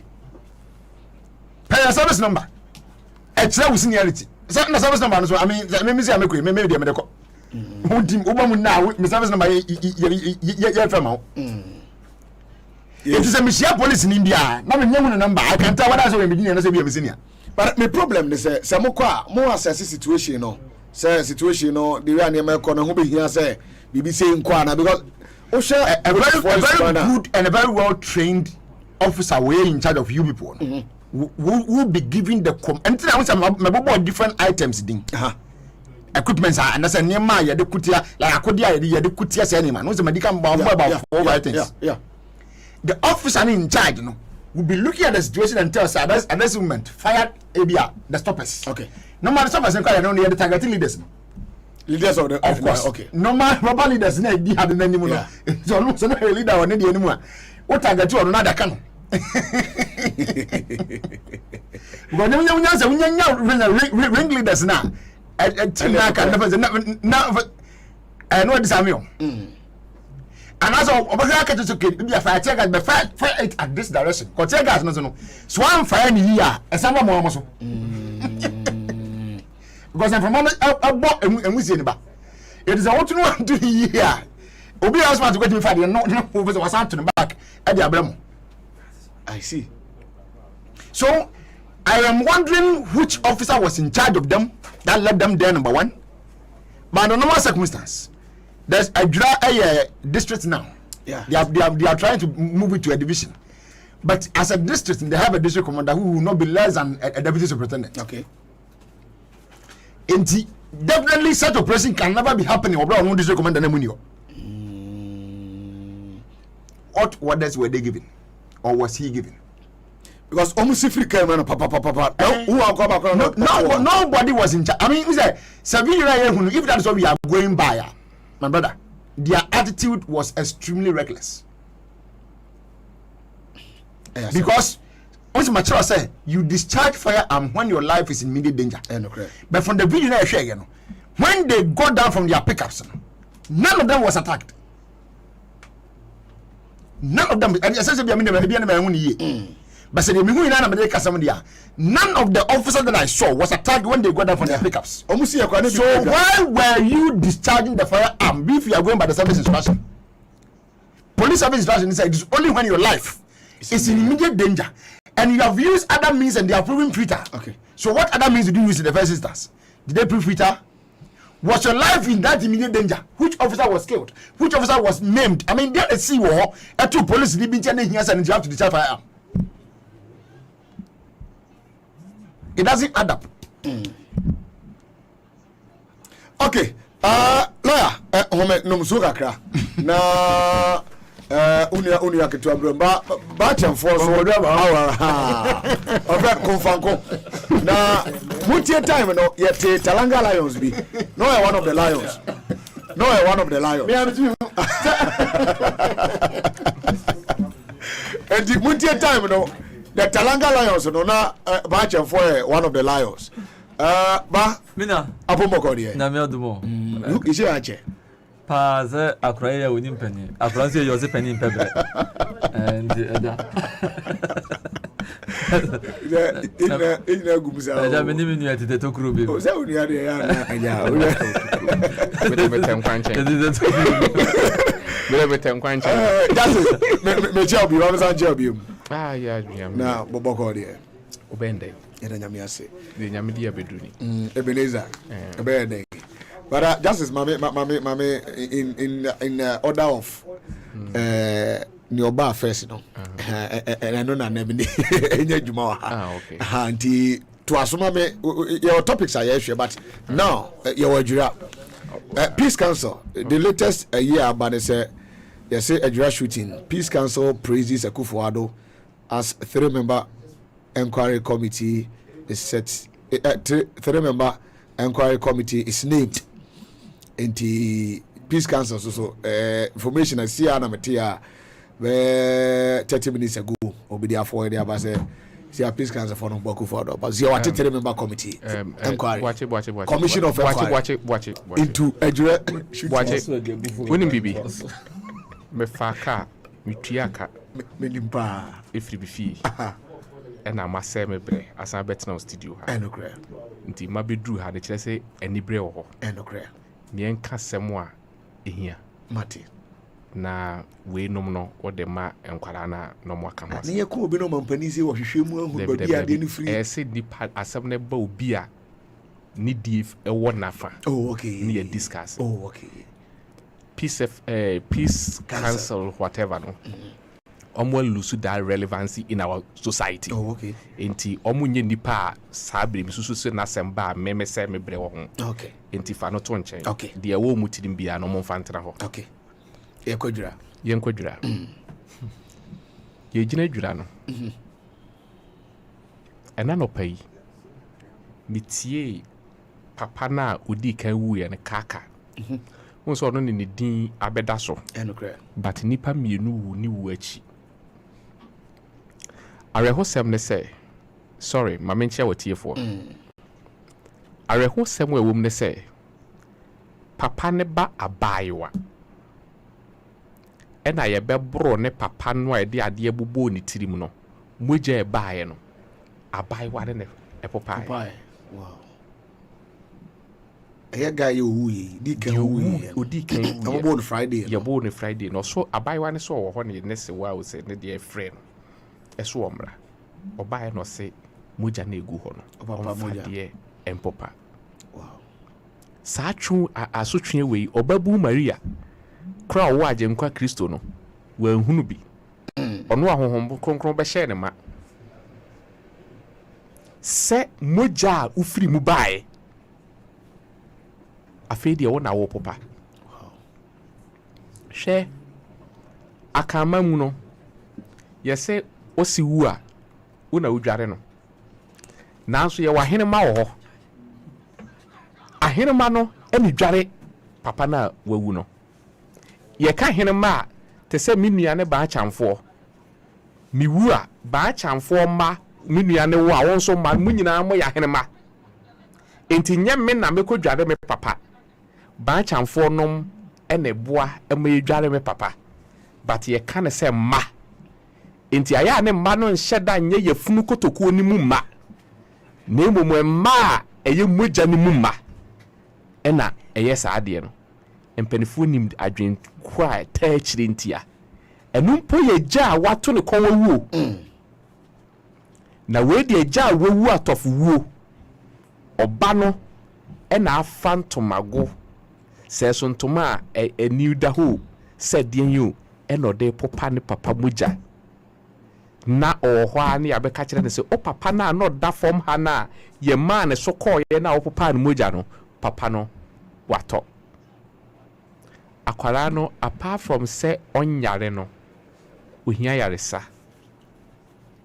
enti adɔfo na nuanom ya a wɔn wɔ sika na obi wɔ hɔ a wɔkɔ a wɔfeel sɛ oh papa ne kɔba na maame ne mma nya aduane adi enti ne papa ne ni hɔ ntimi wɔ mo bi a memfa nkɔmɔ busua no mesrɛ mo aya ne mo akae sɛ abaiwa ne nso ɔfa saa tebea ni mu no ɔno nso hia psychological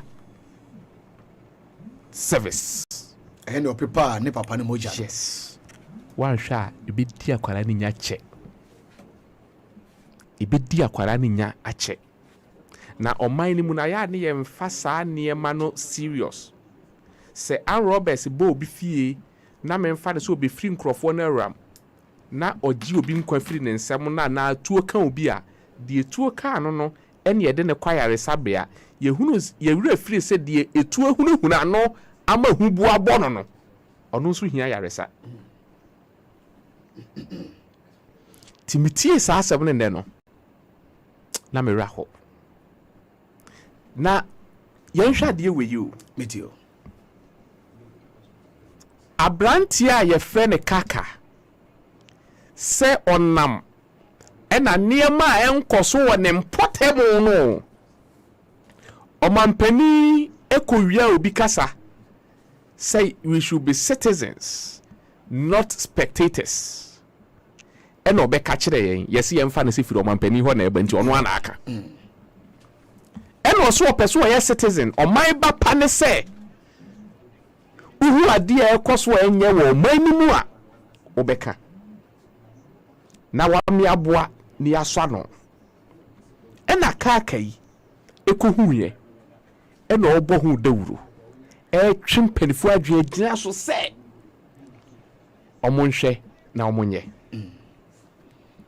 wei na yɛse DC no sɛ wɔno nso de na application asa atom sɛ ɔmampani sɛ hu mmɔbɔe na sɛ deɛ ɔyɛ yɛn ahiafoɔ da no atwa mu no san yɛ yɛn saa biem ɛna ɔsɛ application yi a mede akɔ edi aboa yie wɔanhwɛ yi a na ɔmampani ate wɔn kran na wɔn consider me enti ɛne yɛ saa deɛ amommɔ ne hanya kakra ɛne yɛ so ɔmo kɔbɔɔ ne hanya letter me nsa ka bi no a police pani a yɛ so ɔtwerɛeɛ no na mesere ɛbɔ ne kɔkɔ sɛ saa mfomso a ɔyɛ yɛ deɛ de akyɛw na mmom saa yɛ obie mu deɛ a mɛ prosecute you ɛnim how a na prosecution no ɛbɛfa so aba but ɛsiyɛ nti na kyerɛ sɛ the current MC no sɛ DC no hɔ nom no MC no hɔ municipal or per re-election or reappointment and or then application akotum nti koba say otena ho no wa ni dwumadie bia na nti just Ghana expose no okay nti betimi ama saa de no abon the position okay nti onipa nso anu aduane de utugu a ya enokre enu nti no o ma na mrante ekoye se nka yen kotea no minim se bia directives no mo kobro so de a se so saa no de ma omo a ba media bia misusu se yetea ne ma ne boro so okay ena ne nkwa ekofiri nensa na ne nkwa firi nensa ne maburu e wo kromo o se abrantie starting so receive threat messages ne kire se yes send the message ne say wanya we ye ebe ye say wanya say ebe ye say oko police fo akachi ko bo won amane na police fo no e de ye nkokwa asa ama asembone ato abrantie no enu nti asembone to ni wire no ye kwakosie no police fo mo begina ha na mo bofu ho ban enu nti e de abufu bai empanifo se enka enwan ye kwa adidie maaya yenka bi mum we de ba ye kwa enya wura nkyekire afa de esa asore ya yese momfa sojafo mra na mrante no wanhwe yi a ombebu afaye so sojafoɔ ne ba yɛsɛ mmeranteɛ ne bɛka bi ahyɛm so mo nka bi nhyɛm enipa baako no owuiɛ no abambɔfoɔ ne ehwɛ sɛ bie mu nsaa nsi no wɔn mu ankasa abambɔfoɔ no akumienu aka baako ne wɔwu dada ne ho ama na yɛ mmiɛnsa enti civilians akum baako bambɔfoɔ mo ba kra ho ban no nso akumienu bra wei ne ma mebɔ NDC National Youth Organizer abaso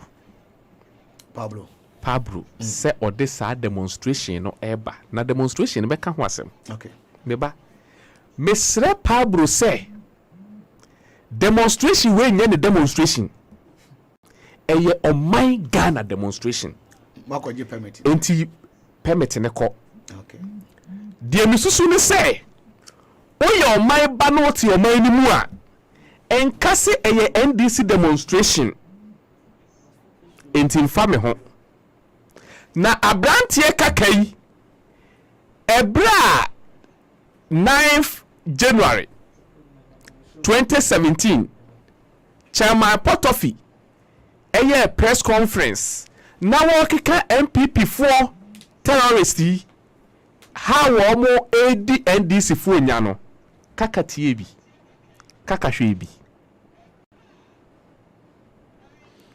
ebra ɔmo kɔ port aban enyuma kuo nim ya no ɔmo di ɔmo nya no kaka tie bi kaka hwɛ bi ebia ne yɛ kaka sɛ menya dwuma wɔ Ghana Port and Harbour Authority ebia ne yɛ kaka sɛ menya dwuma wɔ passport office ebra ye bo nanka Bruce wɔ Staff House no ebia ne ye kaka sɛ menye dwuma wɔ Staff House menye police ni enti me de emfa me ho sese me nua ya ye ndisi fo awie o yatie si o manim e depende abrante a wode ho beba be wo so ene me ba ya Parliament House em se on se sa Nizan ayi car bi na aba no aye ne ho se Land Cruiser muna munim car Navara dabi de ama DC DC ne MC for Nizam Patrol no yes a new type and thank you na bi ewura Parliament House na ewura ho na em se na police ni person ogina sesese saa na te ewura Parliament House wa omu gina hwe se hwan na etwa mu no in fact members of parliament kura pass through that animu hona no okay police for abranti and feel so no drive DC ti hwan ni police ni say obegina no wanyina enu otwam eno ko parke wo car park wo ena police ni na ekɔ ne ho come and see me be ya awie ya oh police ni ye ba na wo hwe tumi abranti ne ede kasa driver ni no omampani kura nkasa saa uhunu se owutumi na udimu areho se mo esan wo dabi ye kire tumi e ma kaka de na busuafo uhunu se yes ye na tumi wo ye nsem de ye pen ye de yo e ma police fo betutu atuo ni soldier fo betutu atuo no MC ni na busuafo atuo afiri kroni zi omoko na me question ne se enkosi da ben asem we bi ne to Cain ebro ku ni nua Abel na wose wo suro si nipa bi ebeje ne nkwafiri ne nsem to odwane kora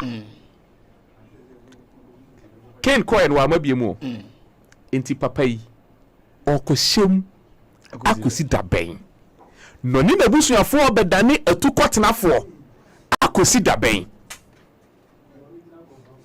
enti me chese se wakotena ba bi o wagya ukuro ho akotena baabi wakɔ kyekere sese de o prena eminti wo bɔ ho ban ya usuro si befiri wo sa no we ne ma Kristo ka kyerɛ ya biribi sɛ de wo suro so obɛhwere ne kra no ne kra befiri ne nsa ebini na anopa no ɛna obi bisa me sɛ enti mi susu sɛ busuafo mu benya justice ana ɛm sɛ hey asɛm yi wa bosu wow tie na do danko akufo ado ti hɔ yi ye pɛ justice na asuafoɔ ni bisa Kristo bi ebiri bi atwam no sikani bi bae ɛna ɔsi Kristo na aheneman no me nsa bɛɛ dɛn naka no so aheneman no deɛ de ma obi a enti sɛ wɔn nsa bɛka kɔkɔtɔn wɔ japade a wɔn nyinaa na bra bɛdi machi wei ma osikani no efiri ne eje ne nsɛm ma osikani no yɛ sɛ bɔgafo aba studio ha o enya de a enya de obetumi ayɛ saa enti Kristo ka kyerɛ ne sɛ ɛyɛ mmerɛ ma yoma so bewura pania ni wam since ɔdefoɔ bɛkɔ ahema mu enti the question ɛyɛ mmerɛ ma yoma so bewura pania ni wam since kaka busuafoɔ benya justice you budget justice in the ma menka sɛ ma okay. na me se ɛyɛ mmerɛ okay ma yoma so bewura pania ni wam unim yoma afa tuto nantwie ho ɛyɛ mmerɛ ma yoma nantwie se pania ni wa baabi a de ahoma wura no nantwie bewura mo pie since abusuafoɔ no benya justice enkyerɛ sɛ justice ma justice betimi aba na mmom o de toto ho de a sɛ nantwie so wura pania ni wam a ɛyɛ mmerɛ ma no sɛ busuafoɔ no benya justice enti yɛ mmɔ mpa yɛ ne yɛnsu ɛmfrɛ justice sɛ bia ɛbɛba dwura medase abusuafoɔ justice yɛ boa ɛna mote ne nka sɛ ɔno nso de ne de akogu ne egyina adwura ne egyina kwadwo nso so abawura hanom na kwadwo sɛ kwadwo ukuro no bɛn hɔ ba de bɛn hɔ Mimi nyina fikro ba kwadwo fikro ba Musa jura de ate se basta passe before voter region basta pashama kwadwo fikro ene jura sai se ofi no from basta ko obi voter ba obeso ashama basta afi oduwa no mo ko afi o shakran ba be to so mo so ba mo so free so ba mo so break ho ya ho de afijasa sokori na ni person so na chese what descend aba mo okay what the ka be ka jura be se fie be miensa aye de obeya hu ase no ba we o ti ma se we have few mu to aba abusia for kwadwo ebo na bawura na bank there mate bank Canada but ba ma me san che obiem ma hu se o de ayi o ko try exams ana Obawura Minya ya ba ya rehose Yankopɔn na bɔ arefre man nipa na sɛ ka enye saa ka asɛm a esi ene ka ya rehose obu abana minya ade ekɔso no sɛ minim sa atiefuo hu de yemu bi hu no so mu hu no a okay se sene metie sene justice ekase sene kodotie de yehu no so mu hu bi enkoma amanfo ni di no se omun ebi ni omu di sa nkoma na ebi ankom bete kasa tenten a yeke no ase okay ati ase na misrega na mabunu se yo anthem bi to frame mabunu se arise Ghana youth for your country, the nation demand your devotion, let us all unite to uphold it and make a great and strong. We are all involved. We are all involved. We are all involved in building our mother's land. Ebembu organ nyina adesi me ba enyo bi mfiri enyom na otono me say unim ne ti amount to be no me pɛ me ho asem because akwa bi wo platform bi so e fe hu da duje wa ban me say ma mentonyo yo na maye hu say ka kan tokwa we are all involved. I mean, can't be etio. Ebeye na otwe miensa bosumini a Ghana for nya sorry say there's insecurity. E okroman. one of the very newspapers said a different day Aban Pa was the new statesman. The new statesman. Yes. Okay. Some will be and say there's insecurity. Na insecurity ni bebia na Kufuor Aban no ahombanbo hu hia no. Na Robert Koso yes insecurity say there be yebokro no ba kwa na insecurity yekum police say there be yekum police and say there's insecurity na the publication na MC ni DCs ni MPs a trouble position na e ka say there's insecurity no on the publication. Unim say bullion van attack ewo Jamestown. Unim say maame na stray bullet ekukun a statesman editor ninya. Umana. Yes. Omudi no 1 week last year. Yes. Editor of the New Statesman. Ninuya. Wow. So we are all involved. Ekona ye kono eden. Enti mbese ohwehwe osibisa anwum bi mame. Omra. Wasi we are going.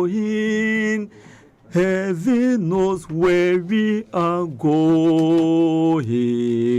We know we will get there. Heaven knows where we are going. We know we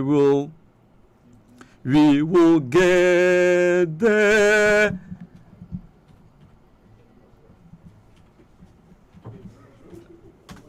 Mame, penum no west here. Na me ntuma Ghana for nya. Do the hwe dwom no mame. Mame.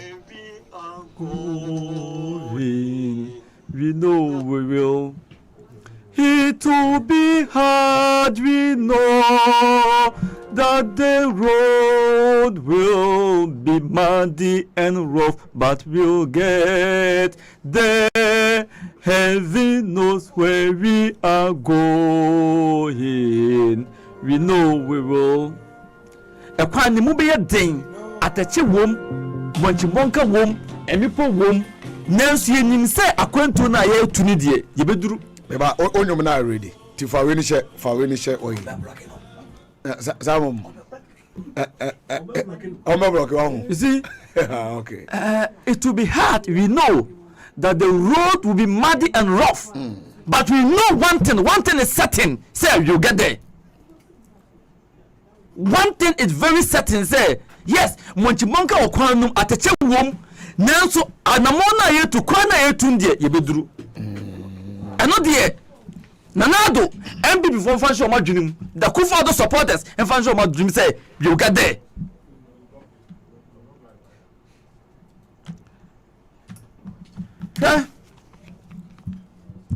Say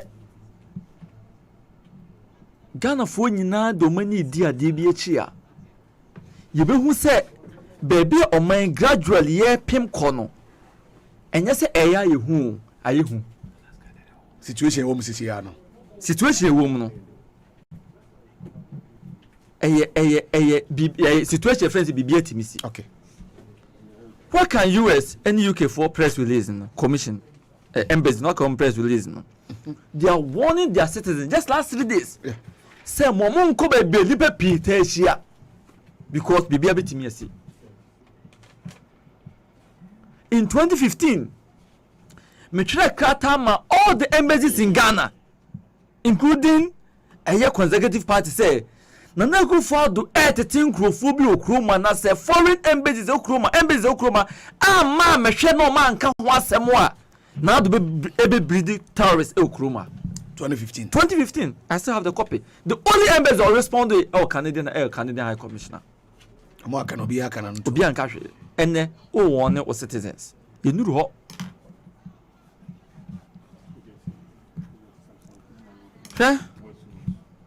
abranti a wawi watch it adwuma ye bia na no oye no enukra ohunyoma enye no aka ho asem eno no obi dwen se oso sin se ye ka no ho asem he is beyond reproach ono ye boni ayenka emrante ye kodi sa boni wona na kobu MP no uka so makota ka MP ni da yeah sa MC we a contest candidate ba kwa ono so ma mante we yakobo no yanka ho asem Not just a BBS pen. These are guys that are only on people he thinks on the Yajane. You want to know? And send the president head of bicycle security council one head. So I was surprised when lawyer says, when him get to Muduru and I know Mututu, I was surprised. So you might be the security head, but who security person? Huh? But more qua as a commander be. Commander the Momo fee. Oh, okay. Huh? Mammy or when you were to body. Yeah. Said the two man. Set a nipa jinaha. Na BBC Uncle Pata. Or no cry a man you 20 years who him dear. A man who nyansano. On 20 penumonto. And it's a police needs to Jenny. Etimi who crowd jinaho. Na osi free ni came and what the video near. They got out of the car. He stood down, aimed, and shot. When you say auditorium crowd or to you, or emu and not pass a video near, while emu to the crowd, what if he had a target. And that was they are not good for more. Just on or two no. Me want that crowd do and say. Yeah. Now we are saying when their lives are in immediate danger, and no one can some use weapon. And not when their lives are in danger. When their lives are in immediate danger. There is an adjective. An immediate danger. And to others of his life in danger, the law says that you are not supposed to use weapon until you are in immediate danger. It is a police need soldier near Atino. Ateni to oto. Odi fancy atete wo atomu to oto. Etimi ko hia edom. Na osi form ekoto edi to hwe nipa mu. Ebo ni to kunu na se enye dam ni jimi. E wo do fa no mu ebi na be wura ni mu a eden. Se nipa na ofa na enye jimi e wo ni mu ni bi. Ana be wura na kwada na okogira ho ni mu a what else? Ede bi ma. So we should not be surprised. Omo free fear kono. Ni omo command no fear say go shoot and kill. That was the order given them. And they obeyed exactly. Eti o pa je say order ne de ye de mom free fear. Oh, the man and those omo see no. Omo enti so omo ni ma de omo they knew what they were going for. Okay. And the target ukum yenu bia omo kan bedwan. And this order was given to omo see no. They had no need some better say shoot on. I said no. Omo see for one papa. Mama am soldier for the video no. Monyi. Ese so mo kun nine. You know. Me no more obi ase. I have 6 in hospital me no nra. Yeah, 9 na. Wow. Yes. Sure. Me near kofa point be but of certificate finfin ma me ven free chiri ma. Was it brea na won attack NDC for no. Saka ka hu bi. NDC for e brea ku for ebu ya MPP mu anam wa ba mu kura police military ni e frɛ mo no. Samsum hu bi. Mo ka sai. Satana could you a one betch and for the enya. Munyawo. Your monto. Mo. Tell my call Fox FM. Okay. Can free hobby. The offer commands. You probably Foko Pamo the free officer, no Temu Fremon. You were there, no way. Mohumbi. Mangashi. Adeya. Ah, send yes, a stradia for Chidin to be. And Pachidian to be. And on boo ye. Omo boy area no de ba mo so e na mo so de ma no so Ghana for hwedi Ghana say na MPP na this on toka mo nyom no mo ko ma de e no mo MPP and this for so wie ye e na ma tesi Ghana for so and there be no one to save them enti enje mercy enye nana to nya ade foforo me say me nya me nwanwo ade esi no kai ne nwanwa ne de Sana the president you come nipa na DNC the dada nipa nisu he's the embodiment of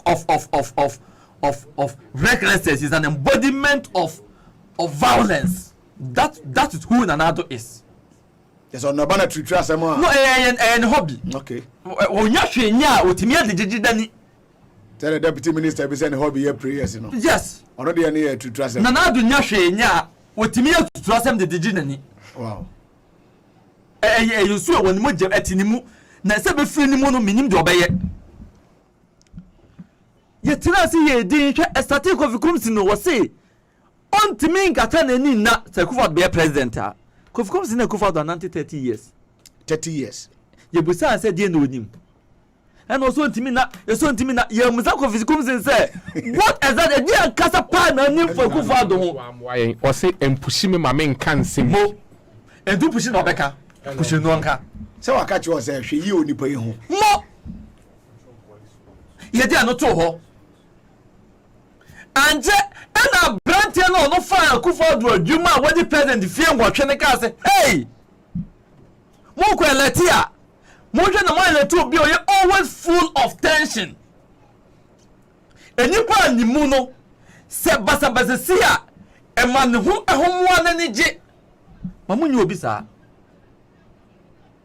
Young woman, Benoko with us, a dear non for Branty, and on the Jan or kind or coy. Now, Tamaklu was a Ghanaians who experienced a bitter form of leadership if I could for the elected president. Kofi Juma was a Kufa to be the most terrible president in the Fourth Republic. And Kufa Mbo Mudin will be in war, non Kufa to until less than 10 years. Oh. I didn't know Munim. And same way now, Kai, Obia and Fanyasem. And now, a Kufa, you share Kufa, Mimi himself, Ghana Kufa to win election that you share no reabem, no be president. And this is for Buano. And we reabem no be president. I said not to win elections. Not to win election with Krumata. And he himself he knows. And sometimes never go or yam on you who know. Some of them to mammy. And a man family was up and do the maiden name out. General elections. No, not to win elections though, or no.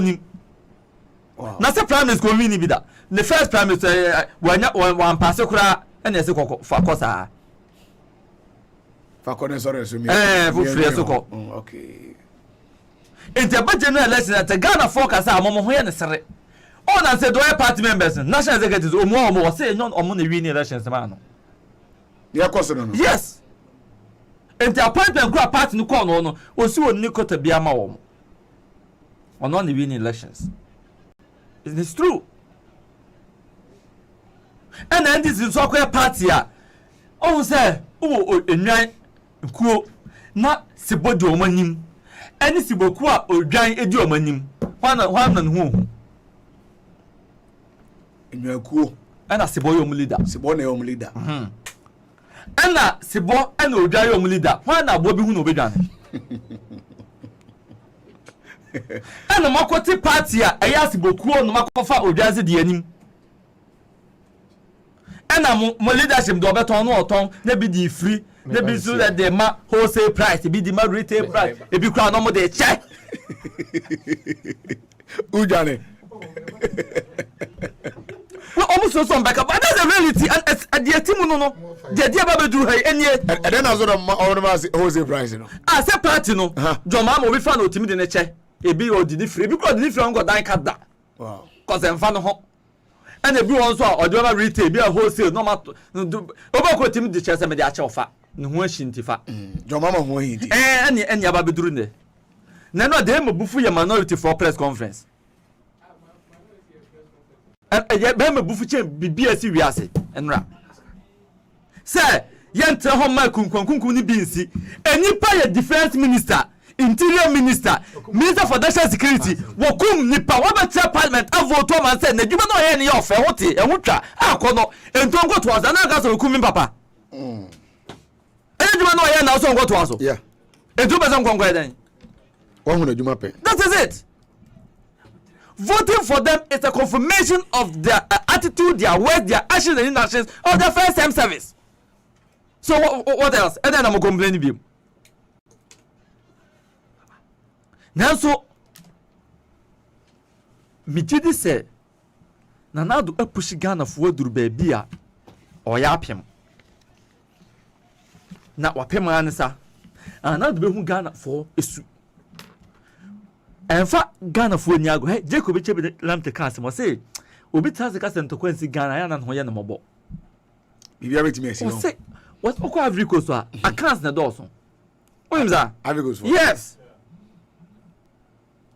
was okra aka kanibu mfu na kanibu fu a wase bibia obi odibu fu bodua what I say odbejo enti so obi ona so dey say bibia ntimi si Ghana enfanya o dey covid time ya hwede dwade for cry Ghana for it should tell you get any tolo 50 cedis it should give you a clue say ni police asem a waso be hye ye fani nyantwa to no na Moses CID boss ye CID o de ni papa nko hoda minim de nti under Akufo-Addo we have the most worst useless president, the most useless vice president, the most useless IGP, the most useless CJ, the most useless electoral commissioner. You don't even know what is happening.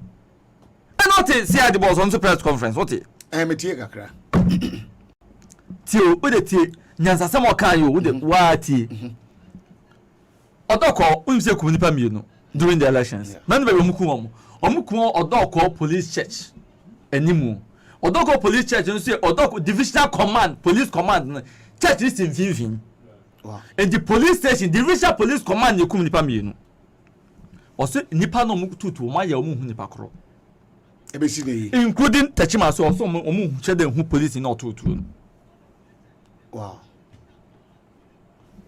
nati do kan ne press conference no I resenka John Bodu na yeye ka problem be ne ho ko sa papa no migidi se so mu yi no na ko be contest MPP youth organizer ana so be ka serial collect ho a ebe boa party ne pa wo say police for ni je no mu say end the first start to abo into mo start ma warning shot yes and am busa say sabe na ya kan aba no obi an hye party atade obi an hye ekuo bi atade we dey hu se be bia na boto ni fifiri no na NDC for say dey bo ni mu o hye no o speed no no calculate density na and the ratio we say bo NDC ni bo NDC ni na to bo na dey otimi and na nyasem so warning shot so ya ma de hwe nipam ya fa hwe soro say one we police ni o wakosuku awie na yetua no ka na was na light ECG joma ma brakoto tema plant abanye de light no de atola tade timi so de jo ka nsem we waka ono so ko but say ye to aba college center kro ye hye party atare nko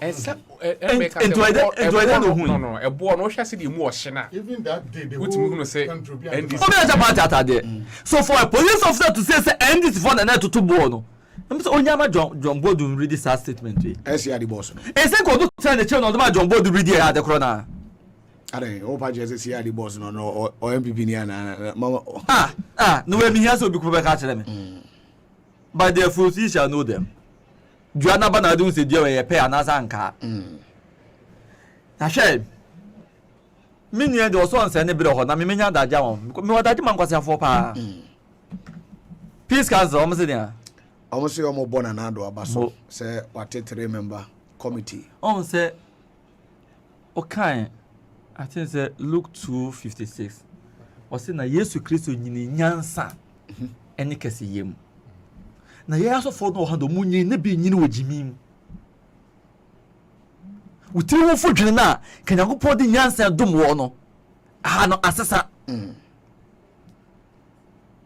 na ko busom se sa committee Akufo-Addo ati omo ba na baso no busom se ameswa investigate na ko sisen takra de ma miensa na omo yira aye no ti wa ama no akosisen aye also West Wogon ye take committee ama commission at the report by and sa report akosisen and okay ka bishop conference on press release okay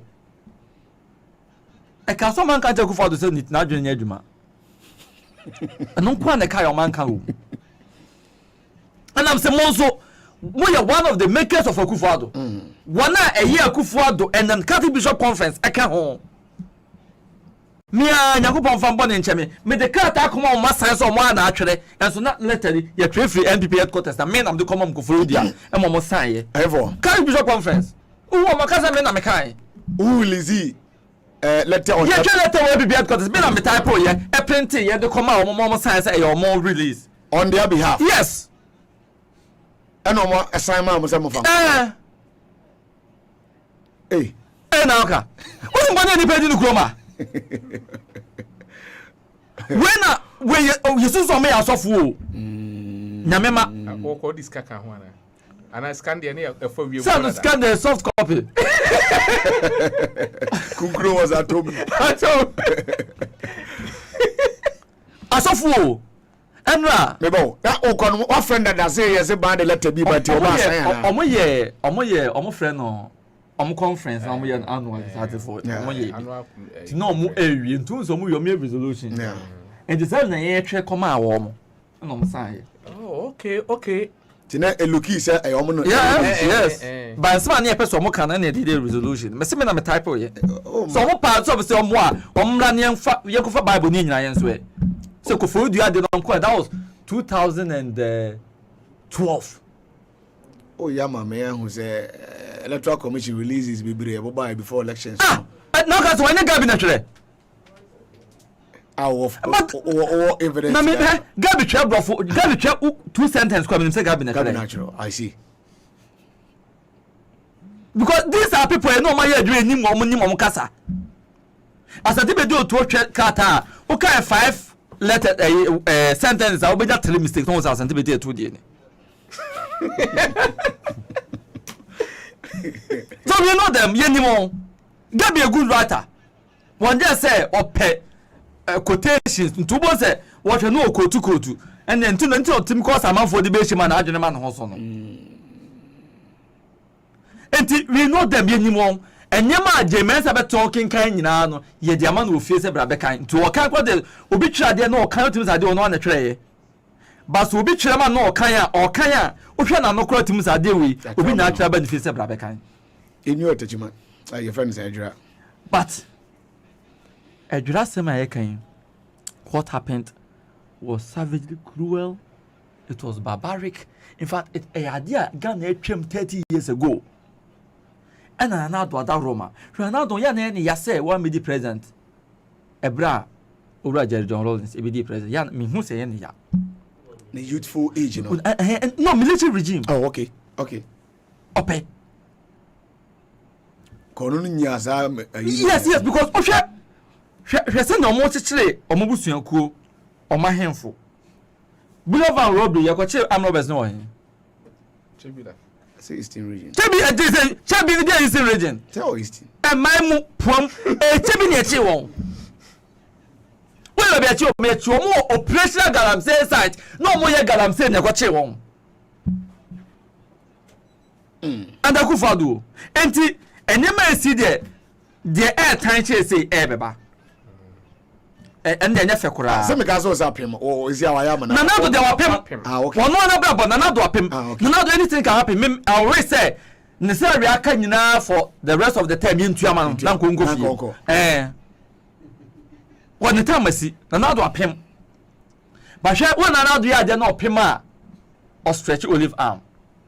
They were to say what things I say yenta senkasa no wapem. Na so when na trust ne kasa o wieo. Enti na Ronaldo cast in evidentism. Me ka tell this say hey mo bo mo akwa no wapem. Enti mo no mun take over. Se mo hwe nam ne kwatra pro negotiate or planning for and he will beat you to it. Exactly what he did to NDC. Okay. Where get the new BM we man not the new release that. This is the first one. What monitor? Yeah. Nyankum get the new BM nya or how be man not don't can want them that. This is way. So it tells you say wapem endo ade no kasa on Gabi aye first you wapem say no go na use gay boy ya wato fie nwotwa na ireja na kwaje enum yi no na use ye no na de ba na si etina krom na ye say ye kan obi akasa bo ahye ye say there's culture of silence ye say nya no kure nsi ye na emum kasa na akasa ye ba bebo but culture of silence the eni ho dia me say yate Ghana for nyan ye experience it. Obia be hu benje be hu de a chance so me ka sem bi say another obibi obeye. Ade no ye hedan ya obeye ba obeye wie na Ghana se de tie ya me I can guarantee. Okay. But ade ne de e kwosoro ba de ya obeye 1 minute or no so for be can say. Say oba ni wiase din so be dada na Akufo-Addo dada na ma ono obo ne nsema Akufo-Addo so fu pani ose obi anda so obi antimi na ada na wode na na to wo na otimi dada if oturu mu no one of the to am say he was sure say enyema na do ka e ka kire won hia won e mo be na platforms here campaign man o man so de mu na enyema na Akufo-Addo ye no wo so otimi transfer na se afem and that okunko to do any bompaye timi se obi a wotie mi so to aba o campaign ye and now here be this na Akufo-Addo be the president here there's one opportunity for you konko to do any fast in 30 days esere Boniface you say and no me da so no obusuafo so no ginyame nkwan okay abusuafo aseda kese koma aye baachemfo wono na mote ne nka no na ye kuye ne no number ba ko ya project eno ne voice note enti voice note to media for 0556 550021 0556 550021 keep on na mo share a program no my na face messages no mo family that appropriate I can kan na bobo voice note ni na ya pick course no ansan ya fi hanom enti ne empanifo abawura han meso bi anya time na wode ayeden eka sa efa dwumadi a and as a topics a yede agu epono so a yedi no ye twene se na bese no ma me nko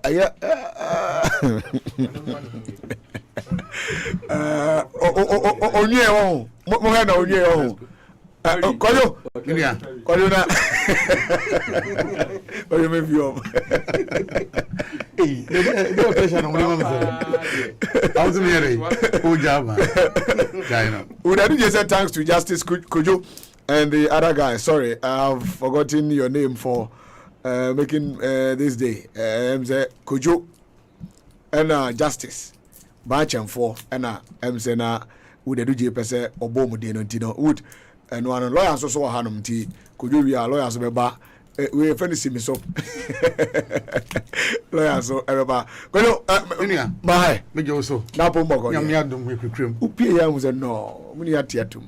So mzahedi o de tintum do ya no na bende abanza e bende se go krum sa o say o man de mu odi mu ohye so bende do de but me fa kwanya so me chetie for ne ahwefo the whole year so me ma radio go yeah no clear yeah and the we in election na fa ni pa ye ma am tu kwa yeah me ma have you to me chetie for ne ahwefo mo wache pa de bi on bisa mase yes you go papa system na no den it is say ni patimi bibi kakra because radio ya ye bai ye ba ne sa ne ko ne sa o what you say obi so tifie na ni age wonu bia na me ya obi ye chief executive NDC ni pa kakra ka we chiche position minister deputy minister ye wan position ye cheri nyina e bo 2 o'clock na fan radio and no pass so come program what you say morning show no fan radio Facebook not ho no what you say online you kremu den e shapa any day muko banga this guy oba say bia $10 million and $20 million radio gold nkofo na mo ba betra no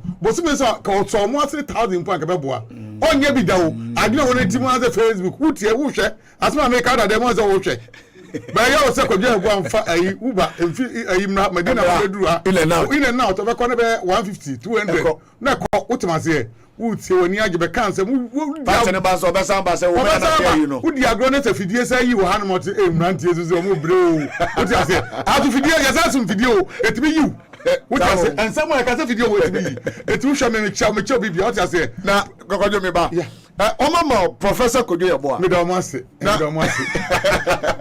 Na Prof Kojo Yeboah ne. We are prof na. Prof ne me to say so on ko na university about the chidi out there. Ah prof ni fio. I got that professor na dey be. O do bi dey ninge. Dey ninge. Na no say bi hia no we. Ayi ho ma kamo. Na me hwe papa pa na me hwe na ma hu ni ye. Bread asa. Camera. Chese nani mo fuo se papa chese woni mfuo ni tira ma boni aba otinze because you go woni mfuta adai what be that so ba me chew bibia na chefo ni etie fo ni what you say na be be ma beto lawyer ni nua ba cham fo ni adai justice e bi post na mkwa mo ba program de mo hyase ne na bi oba bi ahonto di fi oba be di obo na mo de uti ase and de oba ye bia so at least won't be fa bibia nkwa wiye da obi be so bi uti ase mo so oba be so no se bi di anse nyakopo be ma ho den na ovim ne wo ho no wo de bia ka ho the program na tuma akọ na nim no say radio good akaba ese na otwe me ensa boso me ba ko na ban from apapam na one line ti abre uti ase na ban from apapam ya na eboja because enko mo abre uti ase but the be me ya ne se be ban from apapam na enko for be no me ai money just no me we no ya na me je e ko online ne do mo nya money just janko ya nim uti ase uti ma say and the topic so say that edejra so far your first topic no what dra wouldn't say me edra incidents they see here no me ja so obi no hwe mo nkwa de ye mfa no nto nche esa ya me de see here adentia baby you see and maybe BBC na see obi pepe for one na say before one na me de papa adentia because of the lecture course me nua ma for different angles ni na me so me fi baby pa wo ye pepe ni ati wo ye igbe ni ati bi to be ha wa untimi a no wadim we fi Facebook akra no akọ home wouldn't want the creative makers as same way. Unless you were to say, "Be phone paper for wouldn't say your mama president." No, the election where Mrs. Sanya paper for any before your mama president. Yeah, no, the voters and the notness. Voters and notness. Omumienu na me yensa. Hey, emfa ne sa. In a voter region, you two about how yankasa. One MP say. Is here Ameuna MP. We are sure send this better Cheskawa Ashanti Reggie Bantima. Ama and this MPO. NC. It will never happen. You and this will be a $1 million can happen. We almost say a voter region one way no or Basi Nipa or Basi Nipa 70 buses and what they buy. STC buses is back could be asked for 49. The father don't know 49 multiplied by 70 saying producer I am a man what it me a customer what 49 and this from go voter region. That be only say Amewu e basin for the voter region. And a man Amewu 3 win here. 70 buses. STC bus e fact say 49 multiplied by 70 say we are different Amewu nya say mo kai no say be nya no fi ko do e bo to ko voter region ko to aba. Kojo ye nya 3430. 3400 Amewu nya say ho 26 or 27000 ko ti fi mu hwe.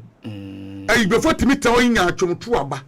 Emma sabi mu sabi nya ado abunsan be diwo mu so ho no ho no ye ho die odi en kan say ho constituency no and I make a ho constituency na den na before mu ye register ba akufo do so mu nya Ghana for udi lambe timbe yo ye hwe anim say na ho ye fra mewo ufi woki ufi we Togo ye ebodi kofigo o ufi Benin omri mu yiyi mu fi ye akufo de to aba no nya 100,000 plus for voter region who we are before nya atwom kase wo no ti ase it be say si wo ba bi say na ta emede ye for wo ni to ncho mo wudi ya ye busuafo me show mo din but nsem ho ne beka kwa northern region ko hwe one Akufo-Addo ni John Mahama chemu pepepe ko savannah ko hwe vote the fin northern region by nyina say other even accounts in the omutuan Ashanti region say akronfo na ko pie coalition center ho no ma John Mahama nyawe 70,000 we 140 half and of fire what you say 1.4 we 700 and NPP and this for half in Ashanti region vote more than voter region what you say ko north ko we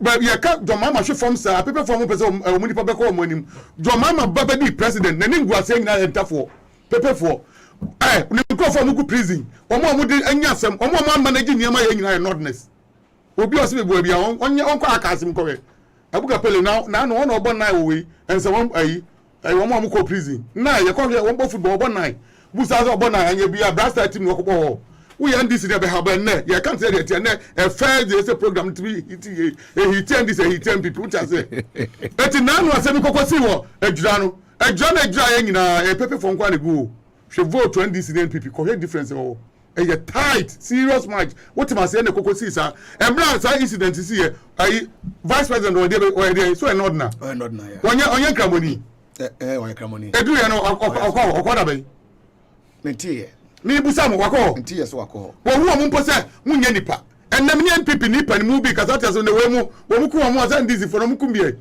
omo number na so bete utima se sa mo ka yes anoka ndisi for number na so bete se nya ka ye na si bantuma ana nhia so na ba bia wo ye sure say yanko dada nkototo ne yema NPP fo su ni ye ba no me ka ho bi da bia ye sure ba bia de ne won ya bo ho bai ba bia kwa ndisi for ho dem fa ye ho ade esi o se John Mahama nna baby obi ancha kase enkomando ne yiri na busuafo ne ndisi leaders omo ya ade perfect enna awie papa ne nnamu na hospital ne baby ya ade kama but at the end of the day Akufo-Addo akọwa na statement awon ba sabiam nyado nipa wu nsem se asia statement sabiam nyado emfaso bi a hye den ani sure den na mo de ba de na ba eti bo akye me kan say NDC for no any pepe for especially voters no adu mre so mutimu say the was anti for ye niema no akan for ye niema no ko for ye omniema enso mo susua niema no bi me aka say nye one munko amuntu abadi nyina ma one side but at least obi benya bi credit so timi 40%. But sir all incident in say kojo enye mafia work na ene ko mu na. What is the mafia? Sal for to be a central co for to be Mamencho ishaya so koko ifim na ko fa sokoban ene da ban still na NDC or NPP be wini. Okay, Matewa. Yes. Etino opose ma amini fi ofi hanom ne ya ma hafo anto no omu nyina ye voters aso mutimi to agye ho ma omu kromu utima say omu man mo nipa timi di omu so and 19 me na saying we respect my greater Accra NDC executives no especially a chairman what I say omu ya dey performing in Greater Accra performance in Greater Accra ketimi ko other regions bia can this say ko power upon everything on performance in Greater Accra na so pep we compare other side we ko ba bi central region say me ni ko for bebre di yawo central region mutimi fa vote ni nyina member ho eno ho popuye na me ye me adwan popuye na me we ko central region Who say omutimi win seat for NDC? Yeah, lose presidential vote papa. Yeah, but NDC for nya achema omu yaso bibeka say omu vice presidential candidate to amane modern obi osum why dan wo dia na wo de baaye wo tie me make we say wo tie NDC ni bia de obi aya dabi o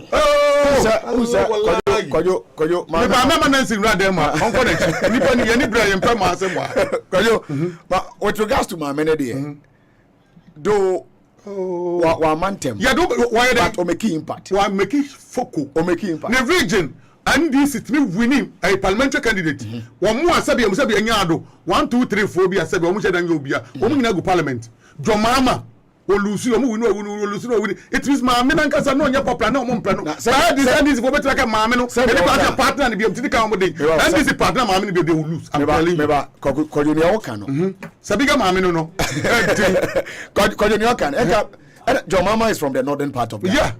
But for the northern seat in Ghana, no check so because Jomama so no more no.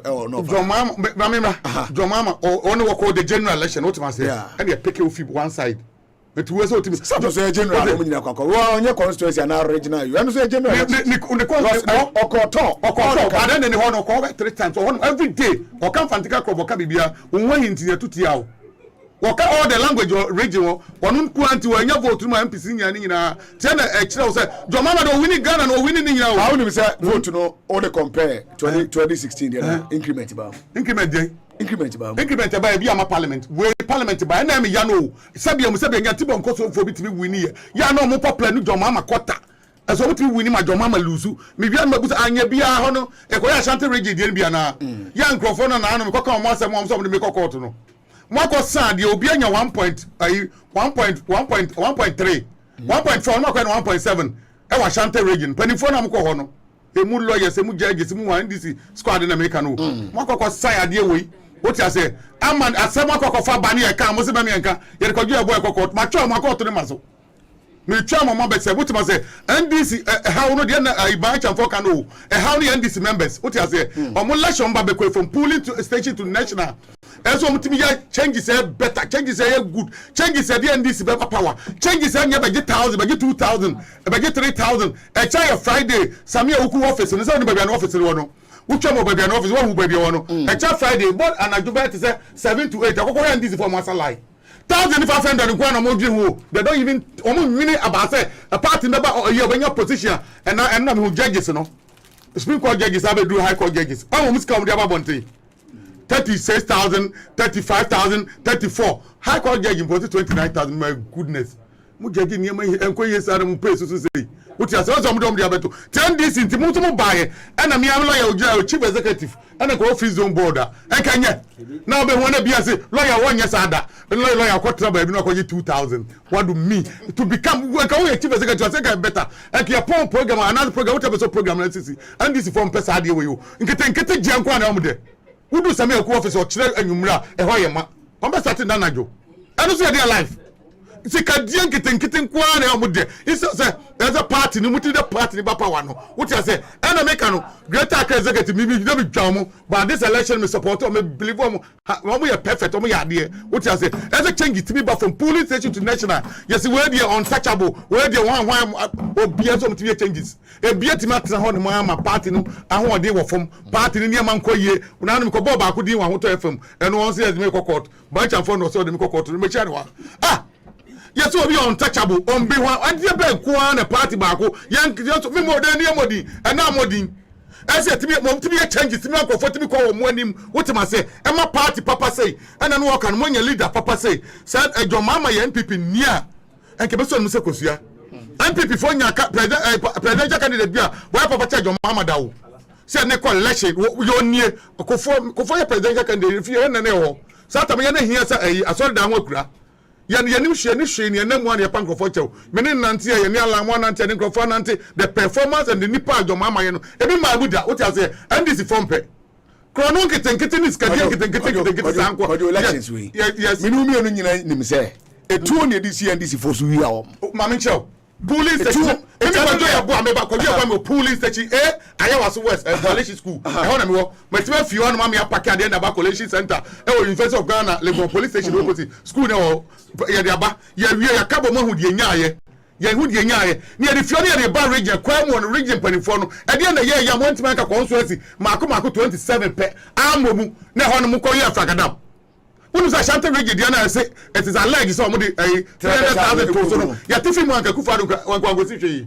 Etiano no ufo bi na blame say we na amware enye never that and this from krono e ko ma ko am peku fado no wonu say papa yakokwa no muti wo pipi mwanka yi na di papa ne oy dia sa wo sa ba court o sa beto say papa no muti ya man biscuit so when pipi mwanka yi na di because we problem to the party kojo yanko ya be ko dra wo ni na ho fefe ho ni bia o ta say ya be ko dra o ta say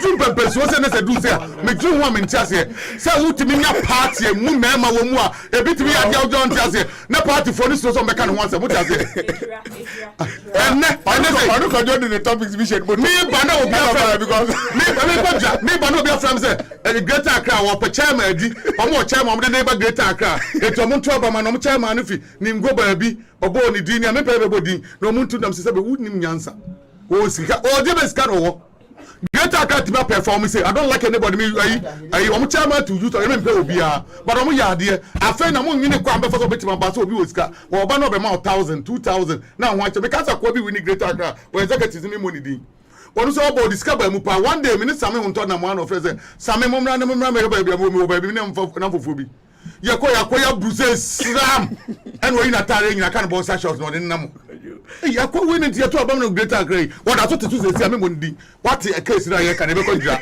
adi wo tanko fo we ni ka to timi to abam sa ni pai adai emma party ni mu dan po du ba bia won ti ase mama mu ni sketch this is time as a party timi to abam ni pa o deserve abato chai lawyer to way say obi mu ya party for mu ani mo nya mo ni ma ni nyina mu contest bi na mo nye mu de nya atwo mu ma mu na mo nye party ni so Ghana for so yesu nyina yakufa unsa ni ya to patrol mu na biem ya to patrol mu sa we ka be say 8 times ya to abawie se mo anyi mo afọ so am ya tu nana na buka ni nza fisua na se nana kufa do so beta so biem a wo ti ase obesa am de obi ababedi NPP ana because the NDC for kono ya na misuro wudi agro na se ba bia ba omi ade onu nya do weta wini wonu say let's say NPP last nya ya lanche matin ala ni NDC for was ara po obi no odo mu ni bibi ani jemu ala papa and no me free Kumasi ba me hu say na you got the signboard ya start mountain Kumasi highway no so Jogate. Oh, Jogate want to be man. On the signboard, the billboard. You're starting mountain of Kumasi Highway. Jogate say, I want to be president. What do you say?